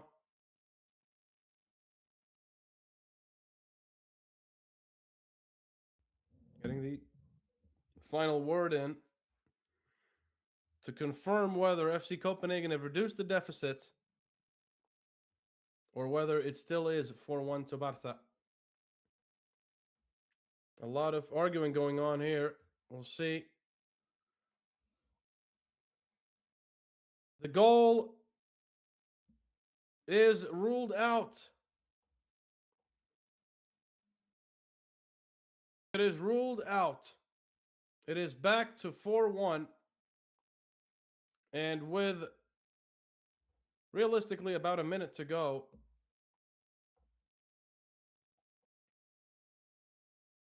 FC Copenhagen will feel hard done by.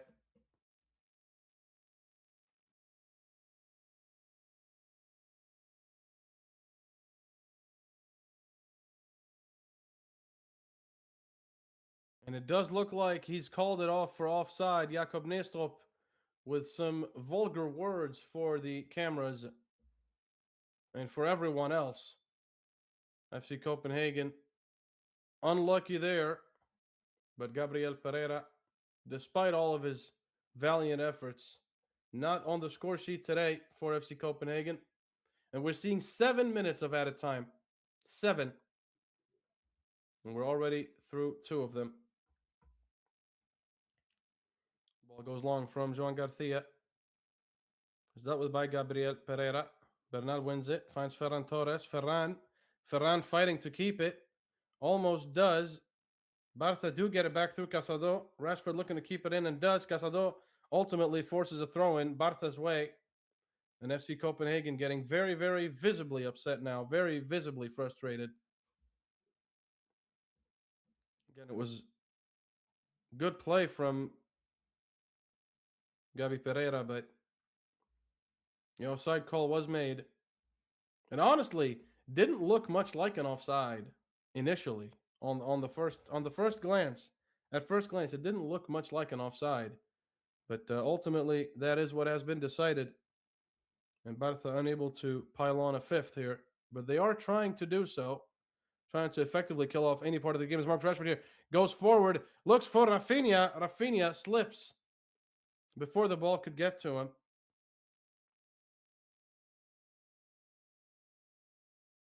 And FC Copenhagen's efforts in attacking play come to nothing.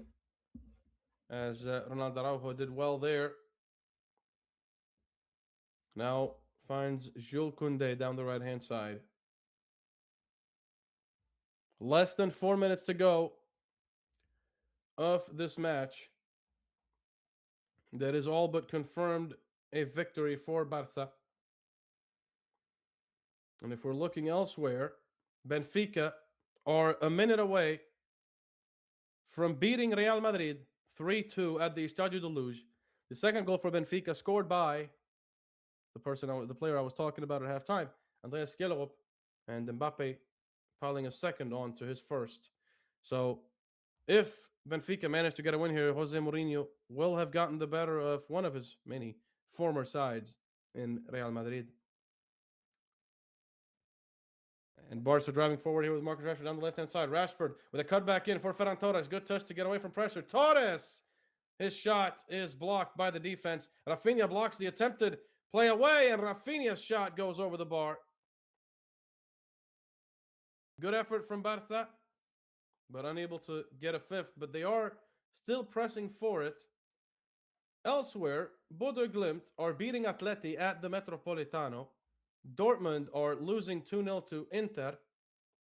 Marseille are losing 3-0 to Club Brugge. And Napoli are losing 3-2 to Chelsea.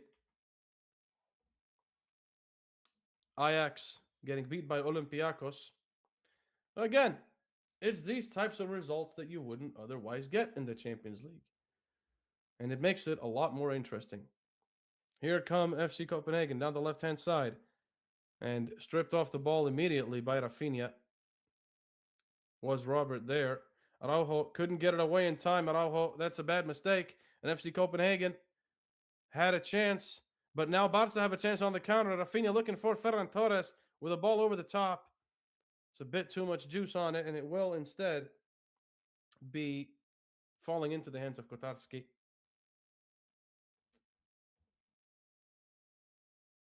But yes, as things stand, 5 minutes of injury time over in the Real Madrid Benfica match, or Benfica Real Madrid match. Over here, a little bit over a minute to go of injury time, as Barca have all but secured themselves a win here in the Champions League, despite a very horrible start and an even worse first half. They've come out looking a completely different team here in the second half. And looking back at it again, the offside on Gabi Pereira was actually because Marc Bernal just about held the line brilliantly and kept him offside. So by the time the entire thing transpired, he had already been in an offside position prior to receiving the ball.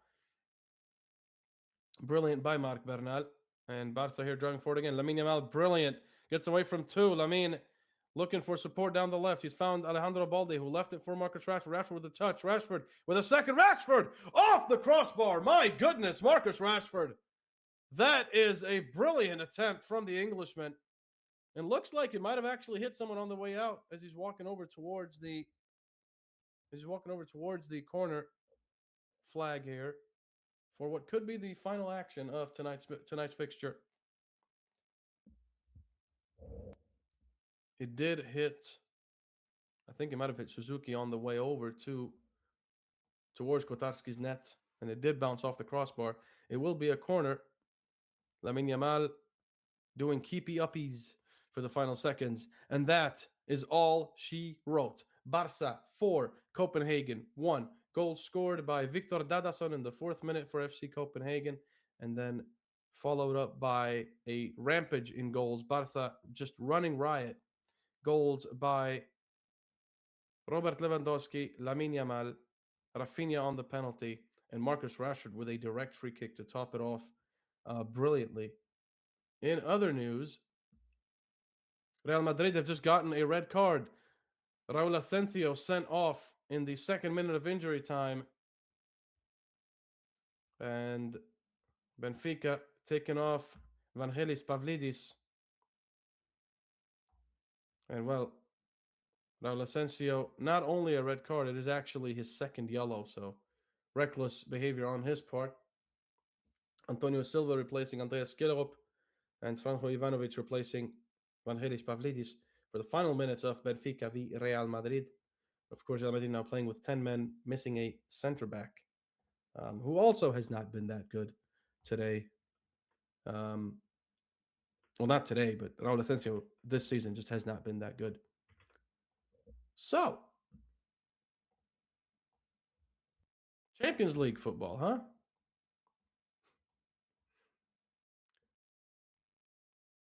It is.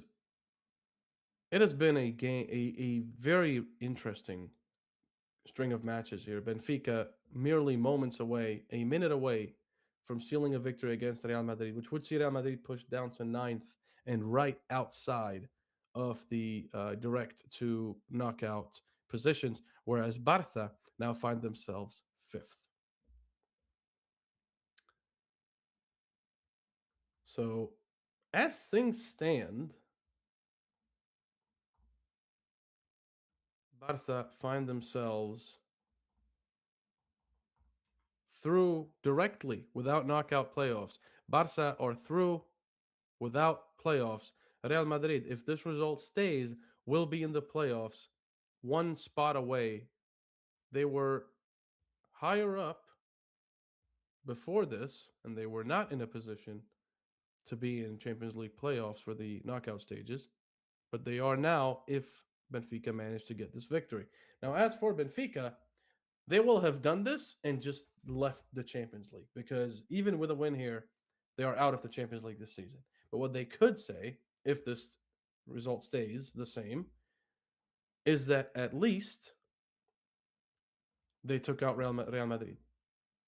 And it looks like that might be the case with seconds to go And Trubin picks it up for Benfica.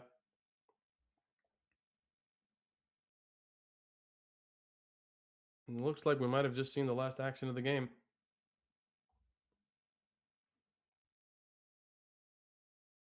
Looks very, very possible. And so, with that, if you're a Barca fan, this would be a very good night because Barca went from not being in a, well, following the 1-0 goal, the opening goal from FC Copenhagen, Barca would not have been in a Champions League knockout position. They would not have been in the top 8. Now, following this win, Barca will be in the top 8. They're actually top 5, which is very good. Only beat by Tottenham, Liverpool, believe it or not, Bayern Munich, and Arsenal. And below Barca are Chelsea, following their win today. And then Sporting and Manchester City. Yellow card for Rodrigo for Real Madrid. And Rodrigo actually having come on for Franco Mastantuono, who started tonight's game next to Mbappe and Vinicius. The midfield was Tchouaméni, Güler, and Bellingham. And the defense was Dienhausen, Alvaro Carreras, both on yellows. Then Raul Asensio, who was also on a yellow, then went on a red after Hausen and Carreras got taken off for David Alaba. And presumably Camavinga. And it's a red card for Rodrigo. Real Madrid are falling apart right now. Real Madrid are falling apart. Capitulation at the Estadio de Luz. For the away side, Real Madrid have completely capitulated and have just gotten themselves a second yellow for Rodrigo. He got a yellow card in the 6th minute of injury time, and then less than a minute later, he got a second yellow, and he got himself sent off. And Benfica have just scored.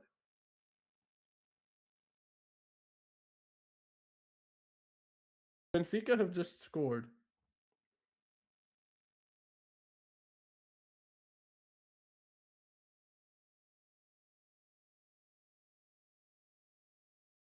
Benfica's goalkeeper has just scored against Real Madrid.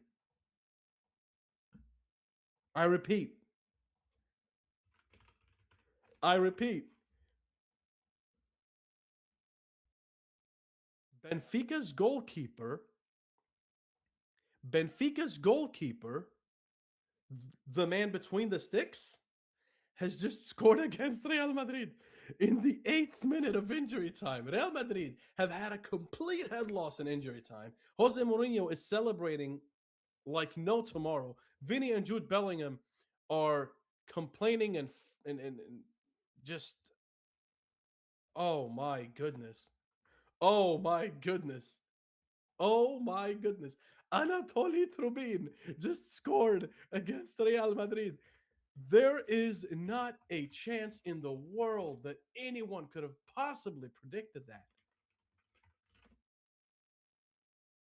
Oh, I would love to show you guys this. But we'll get the stream will get copyrighted. So essentially, I'll break it down for you, right? I'll break it down for you. Benfica had a free kick. I believe, I'm not sure. I think it might have been Jude Bellingham who gave it away, right? It was. Jude Bellingham swiped into Auersness from behind, from the side. Auersness, who has actually been very good in the Champions League for Benfica in recent years, even against Barca, took this free kick. Trubin was all the way up, and Trubin just heads it in past Thibaut Courtois. He just heads it into the back of the net like it's nobody's business.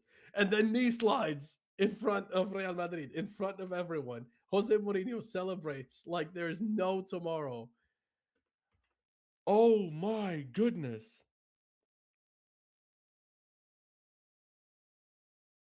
Oh my goodness.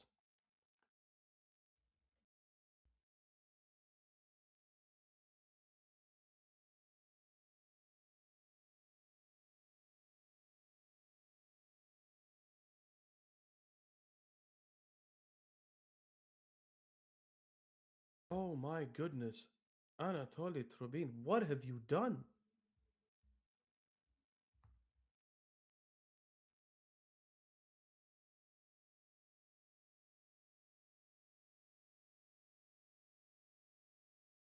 Oh my goodness.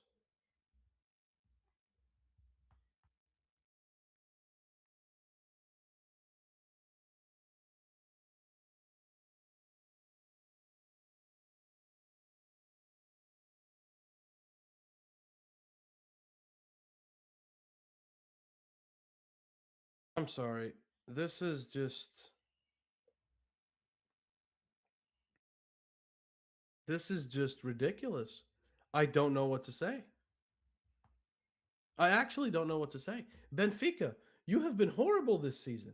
And I say this as someone who likes and supports Benfica. You were horrible this season.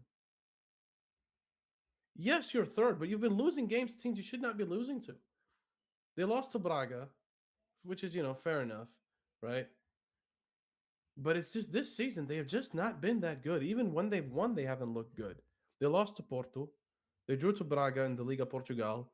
They then lost to Braga in the League Cup. I think that's the Taça Portugal, actually. I might be wrong. Pretty sure it's the Taça Portugal. In the semifinal, they lost. Um, they've won against Morens. They've won against Farense. Famalicão. Seems they should be beating. But then they come to the Champions League. They lose to Newcastle. They lose to Bayer Leverkusen. They draw to Casapia. They just about beat Atletico. Like they haven't looked that they haven't they've looked good, but they don't look good. Does that make sense? Does that make sense? My goodness. My goodness.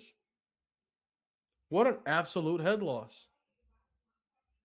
No, I actually can't believe that. I actually cannot believe that. I cannot believe that just happened.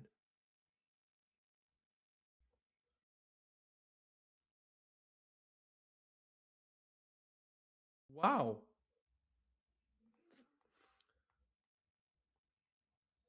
Tell you what. Um, Here's what's gonna happen. If you'll give me a few minutes, okay, I'll take a brief hydration break. I suggest you do the same. And then, and then I'm gonna come back and I'm gonna give you guys a preview to the Driven Shot podcast's next episode. So essentially what I'll do is I'll take whatever we record here and I'll turn that into the Driven Shot podcast and everyone's happy. All right. So that's how it's gonna go. I will be back in a few minutes. Go watch the goal, man. Go watch the goal. Go watch the goal that Real Madrid just conceded to make it 4-2 after getting 2 red cards in injury time for absolutely no reason at all. Absolutely. Rodrigo has had an absolute head loss. 2 yellows in 2 minutes. What are you even doing? But you know what? I'm going to leave that for the Driven Shot podcast. This episode is going to just be a Champions League rundown. If you don't want that, I'm sorry, but I hope you'll enjoy it nonetheless. So I will be back in about a few minutes. So I'll see you guys then.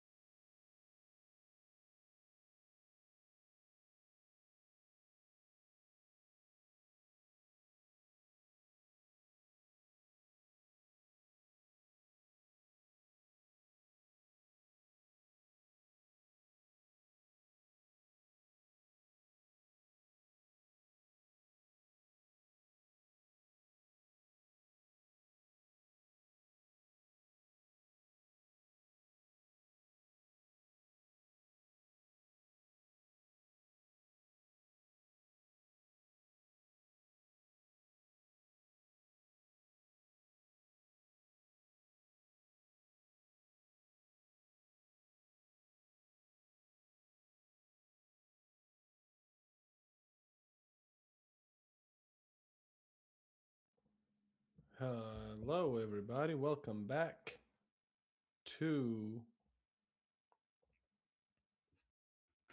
the Driven Shot podcast.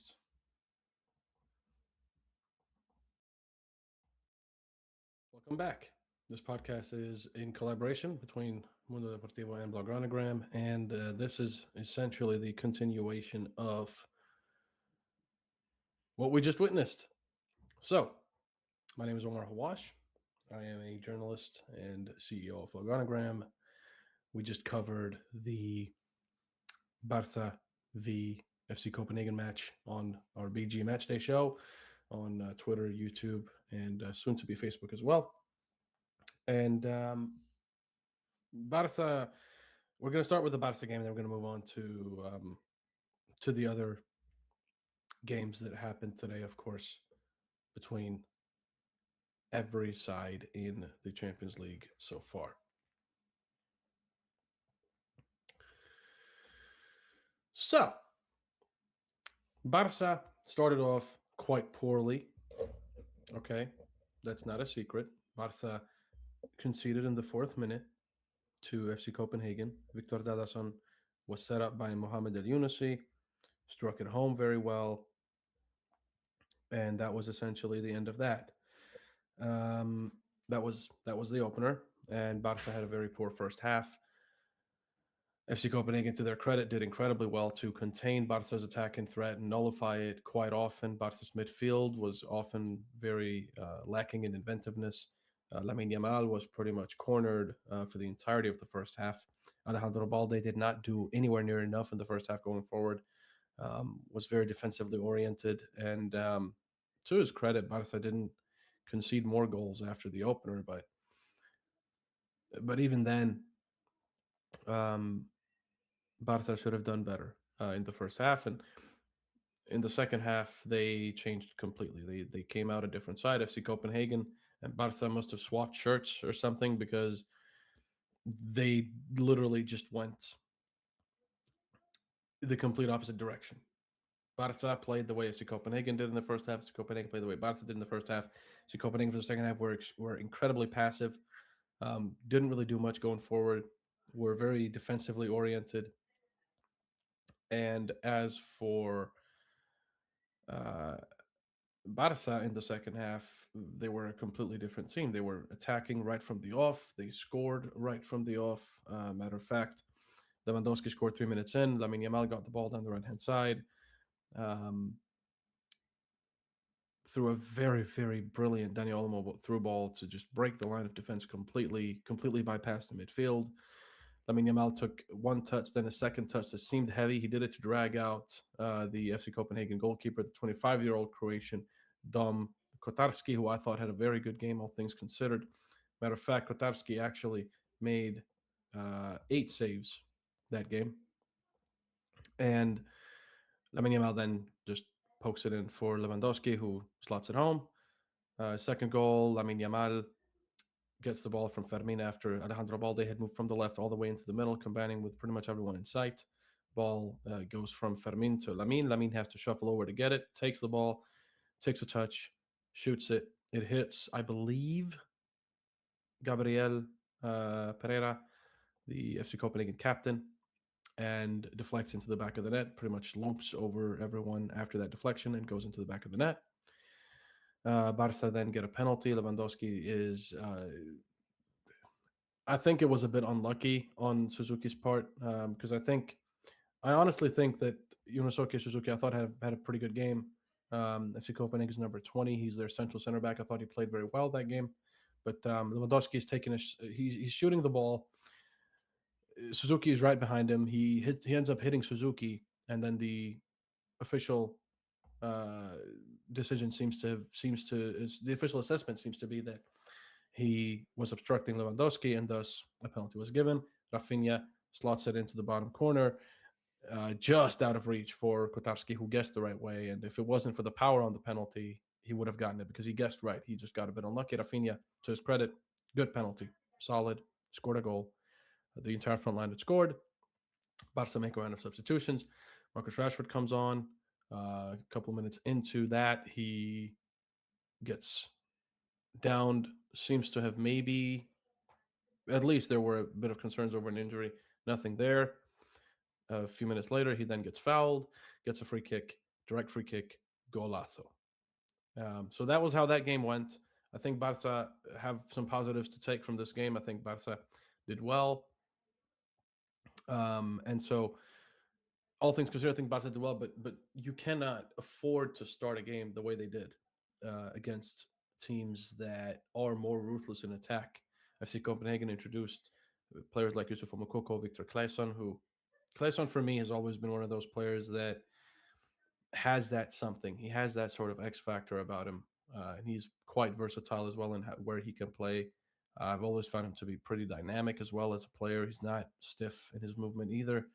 But for Barca, they were able to contain him. Ronald Araujo, of course, came on. Marc Bernal and Marc Casado came on, got some game time. No game time for Unibargi today.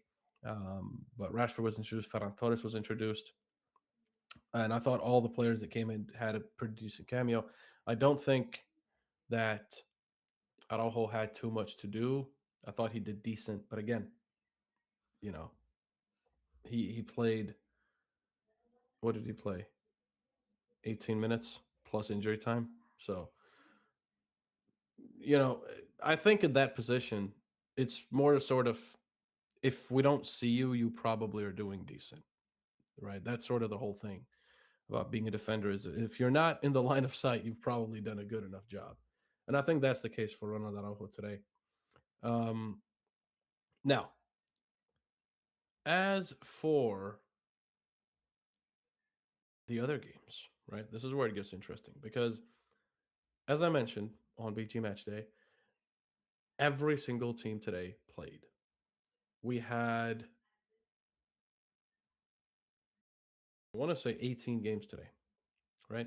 18 games in the Champions League. All of them were played today. This was the end all be all. So after this game, whatever the result is, that's where you're going to be in the table. And then from there, you have the top eight. And then you have the middle, I want to say 14. No, the middle 15, I want to say. 9 to 24. My brain is not really braining right now. The middle 15, right? No, middle 16. So you have obviously 36 teams. The top eight go in. The bottom eight do not play more Champions League this season, and then the middle 16 get to play, right?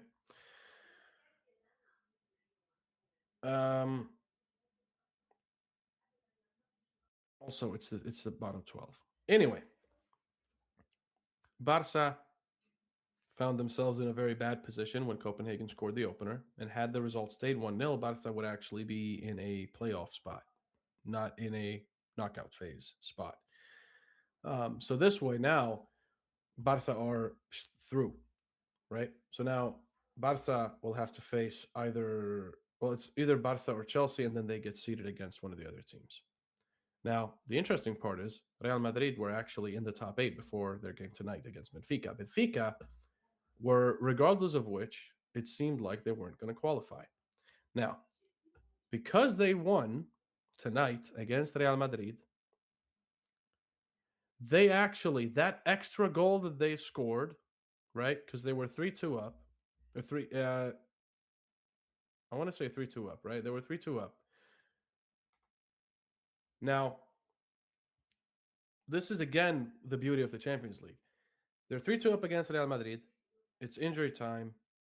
Raul Asensio gets a second yellow, gets sent off.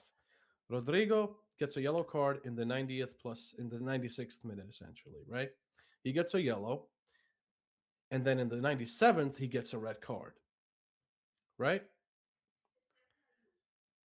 It's still 3-2. Real Madrid are down to 9 men. Jude Bellingham slides in on Auersness. They get a free kick from quite some distance. 90th plus 8, the last minute, the last attack of the game. Now, what happens here is Benfica decides, you know what? we're just gonna go for it. No matter what happens, we're just gonna go for it. And what happens actually is that Anatoly Trubin goes up for the free kick. He goes up, he's in the mixer, ready to get the ball in. Uh, and what happens is he actually heads it into the back of the net. That's simple. He heads it into the back of the net. Madrid are defeated 4-2 at the Estádio da Luz in Portugal. And because of that goal, Benfica actually have some Champions League football to play. Because without that goal, they would have been on par with Marseille. Because Marseille also have 9 points. Benfica have 9 points. Pafos and Saint Gilloise have 9 points, as do Bodo Glimt. Now, prior to that goal, Benfica, Marseille, and Pafos all had a -3 in goal difference, 9 points. Because Benfica got that goal, they're on a -2 goal difference, which edges Marseille and Pafos. And even though they're on the same amount of points, obviously they get ahead on goal difference. So because of that goal from Turbin, because of the head loss from Rodrigo, because of the head loss from, uh, you know, Jude Bellingham deciding to slide Son Austis for no reason,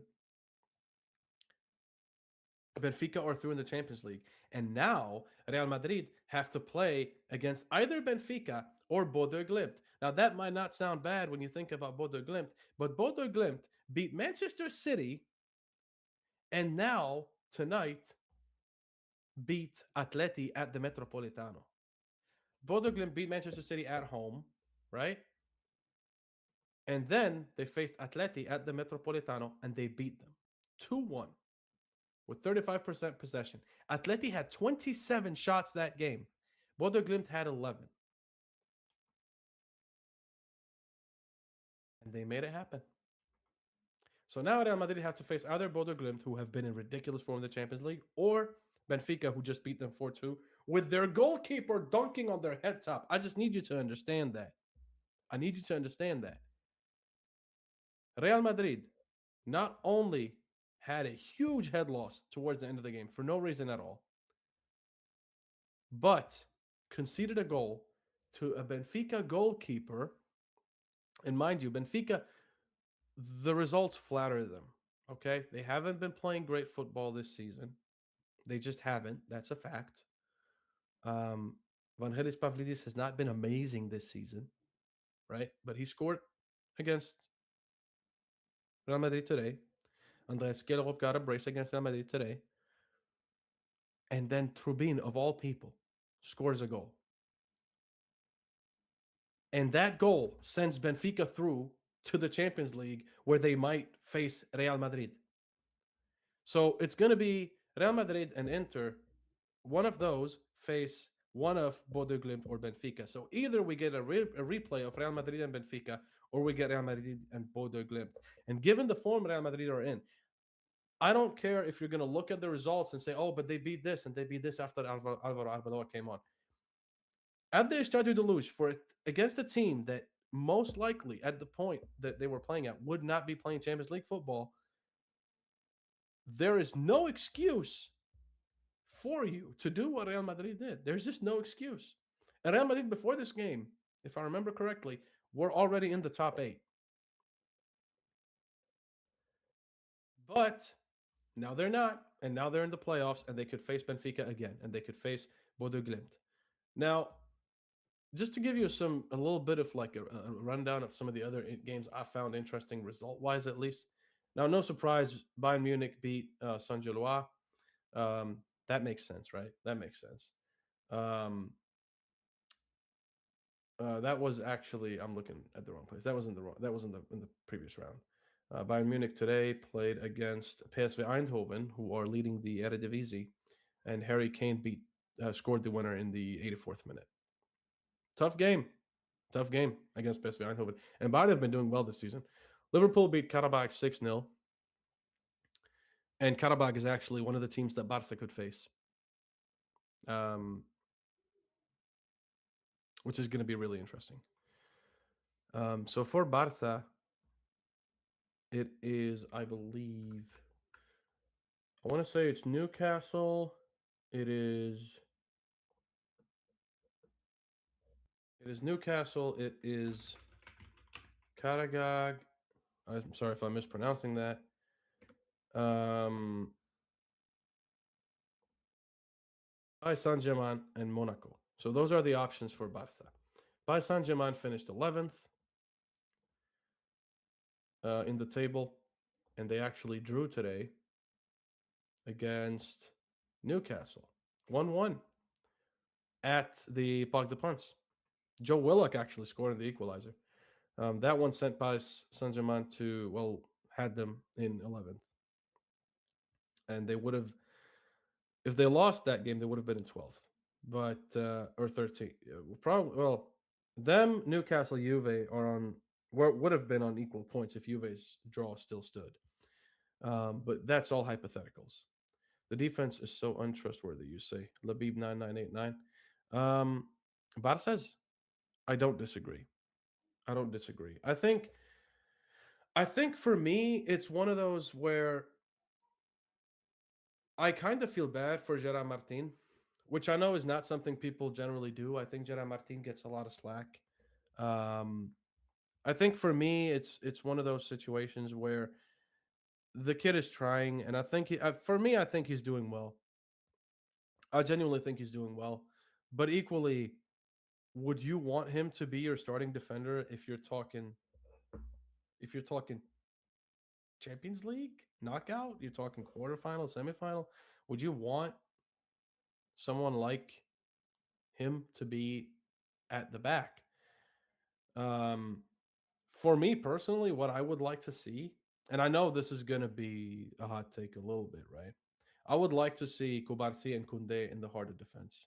Because for me, Kunde as in that quarterback role has always been much better than he ever was at right back and ever will be at right back. I think him at center back, pair him with Kubarsi, I think you got a pretty solid pairing. Balde, when he has license to move up like he did in the second half today, can be very dangerous. And I think he's decent enough defensively to the point where it's not a problem. And then Jacques Cancelo on the right, if possible. I would like to see that back line. But, you know, one thing I'll say, I honestly think Eric Garcia has done a better job as a pivot than he did as a center back. Not to say he's not good as a center back, but I really like him as a pivot. I think he's actually doing very, very well. And I don't remember a game where in recent times where I've seen him get compromised in terms of losing the ball recklessly or going in for a reckless challenge. He's quite composed, which I really like. But no, I don't disagree with you. Um, as for the other games, Club Brugge defeated Marseille 3-0 at the Jan Breidel Stadion at home. Um, Man City beat Galatasaray 2-0. Galatasaray, that's not really a surprise. Monaco drew with Juve, and Monaco is actually, like I said, one of the teams Barca could face alongside Paris Saint-Germain, as well as Newcastle United and Karabakh. So yeah. I mean, if Barca get Karabakh, it's one of those games where Barca they have to win and they have to just completely dominate. That round of 16 will have to be a write-off in a positive way. But obviously, Barca face PSG. It's going to be different. PSG just drew to Newcastle United, and they're not the same team they were last season. Um, they're just not. I mean, yeah, they're leading. They're in winning form in the league, but they lost to Sporting. They lost to Paris FC the other day as well.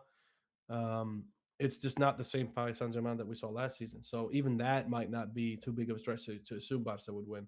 And I know people like to always talk about, oh, but Dembele, Doué, Barcola, Kvaratskhelia, oh no. But again, they are not the same team they were last season. And Ousmane Dembele on that. They're not the same team they were last season. Ousmane Dembele, for me, has put up the worst Ballon d'Or defense campaign I've seen in my life. I've not seen a player fall off the face of the earth so hard after a Ballon d'Or campaign the way Dembele has. And again, even talking about injuries and all that kind of stuff, right? It's terrible. Pafos somehow managed to beat Slavia Prague 4-1. And of course, Pafos are not in the Champions League going forward. Neither are Slavia Prague. So interesting result there. But then if you look at the upsets, not really an upset, but San Gilloise beat Atalanta. I don't know how to explain that to you. They scored in the 70th minute, um, and that's it. That's all that was. This game had 5 yellow cards and 1 goal. I don't know what to tell you. But again, this is the beauty of the Champions League, man. That's just it. That's the beauty of it. That's what the Champions League gives you. That's what they get, and that's why I like this format. And I know that's a hot take. I know people don't like this format. I know people say talk a lot of smack about this format. I think it's beautiful because it gives teams like this the chance to showcase. Hey, look, it's not just all about the big teams. Kairat Almaty, the Kazakhstani side that people have been talking about, right? They just about got beat by Arsenal today. I know Kairat Almaty scored their second goal in the fourth minute of injury time and after the 90th. But 3-2 against Arsenal, that's a huge result for Kairat Almaty. Even if they're not going to play Champions League football, that's a huge result, man. Like, really, really, that's a huge result. And yeah, sure, they go out bottom. They only got a point in the entire run, but they might have gained themselves a new fan. They might have gained themselves a new something. They've put themselves on the map, and they've given us some games where you've looked at it and you've went, how is that team actually putting up a fight? Right? Some people have, not me. Some people. So yeah, man. That I just again I just think that's the beauty of the Champions League, and I genuinely don't think you get that many other places. So I believe that that is a good place as any to round up. Just to give you a little bit of things to look ahead to. Barca play against Elche on January 31st. That is a 9 p.m. kickoff game. It is away. The Manuel Martinez Valero, so away at Elche. And of course, interestingly enough, in terms of Elche, they have Iñaki Peña. So he's on loan to Elche.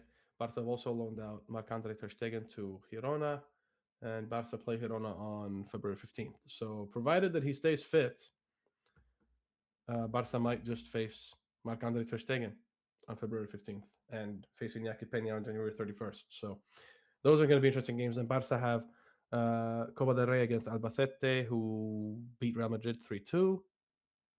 If you forgot that, Albacete beat Real Madrid 3-2. Then Real Madrid bounced back with like, I want to say 3 wins. Yeah. So they beat Levante 2-0, Monaco 6-1 in the Champions League, and then Villarreal 2-0. The same Villarreal that lost to Olympiacos and also lost to Bayer Leverkusen now, lost to Ajax, lost to Real Betis. Villarreal are not in a good spot. Even if they're fourth in the table, they're not doing well. That game is not an indicator of Real Madrid being in a better position than they were a couple of games ago when they lost the Supercopa. It's just not. And it's not an indicator of them being anywhere better than they were against Albacete when they lost 3-2 away from home and got knocked out of the Copa del Rey this early in the competition. So, and I say this knowing that, yes, Barca might also lose to Albacete in the Copa. And they might also get knocked out. And Albacete might go to the final. You know, this is the quarterfinal of the Copa del Rey. Anything can happen, right? But it is a one-game knockout. So whoever wins, wins and goes through. So it's Barça v Elche on January 31st. Then the following Tuesday, Albacete v Barça. Then Barça v Mallorca on the following Saturday, so February 7th. Then Girona v Barça a week later, and Barça v Levante the 22nd. Now, obviously, this is also pending when the Champions League games take place. So it will be about 6 weeks from now. So you're talking somewhere around March, mid-March ish is when we're talking. And so obviously Barca have a good break there between Mallorca and Girona, which should give them some time to sort of align anything that could go wrong against Mallorca. Of course, Mallorca have players like Matteo More. They have players like Pablo Torre, Vedat Muriqi, who for me continues to impress. I mean, he had a terrible spell at Lazio, came to Mallorca, and has really just become the pirate of Mallorca. He's done incredibly well for them, I think, personally. So he's going to be one to watch for, as well as, of course, Pablo Torre. But yeah, so those are the next couple of games for Barca. It's Elche, Albacete, Mallorca, Girona, Levante. On that note, I've been Omar Hawash. This has been the Driven Shot Podcast. Brought to you by Mundo Deportivo and Blaugranagram, collaborative effort that will go on YouTube and also on Spotify, Apple Podcasts, Google Podcasts, Audible, whatever you listen to, wherever you listen to podcasts, you can find this podcast. Just look for the Driven Shot Podcast, and you'll find it. I believe in you. I trust you. I know you can do this. On that note, if you enjoyed this and if you enjoyed the live streams, if you enjoy BG Match Day, please don't forget to drop us a follow on the platforms. Don't forget to drop Mundo Deportivo a follow if you enjoy this podcast. These do come out at the very least weekly. On some weeks we have multiple episodes, and some weeks we just have the one. But do follow wherever you need to follow. If you'd like to support Bloggernogram or the Driven Shot Podcast, you can do so financially by going to www.bloggernogram.com. You can donate as low as $1, a single donation, or you can buy a piece of merch and look cool while doing it for as low as $12 a piece. It really goes a long way, helps us enhance the content and enhance the production value of both the Driven Shot Podcast and everything we do over on Bloggernogram. And don't forget to follow and support Mundo Deportivo as well. On that note, thank you all for watching. Thank you for tuning in. I hope you enjoyed BG Match Day. I hope you enjoyed this podcast. And yeah, we will see you guys next time. So take care. Next up is Barça v Elche, Saturday, January 31st. It is 9 p.m. We will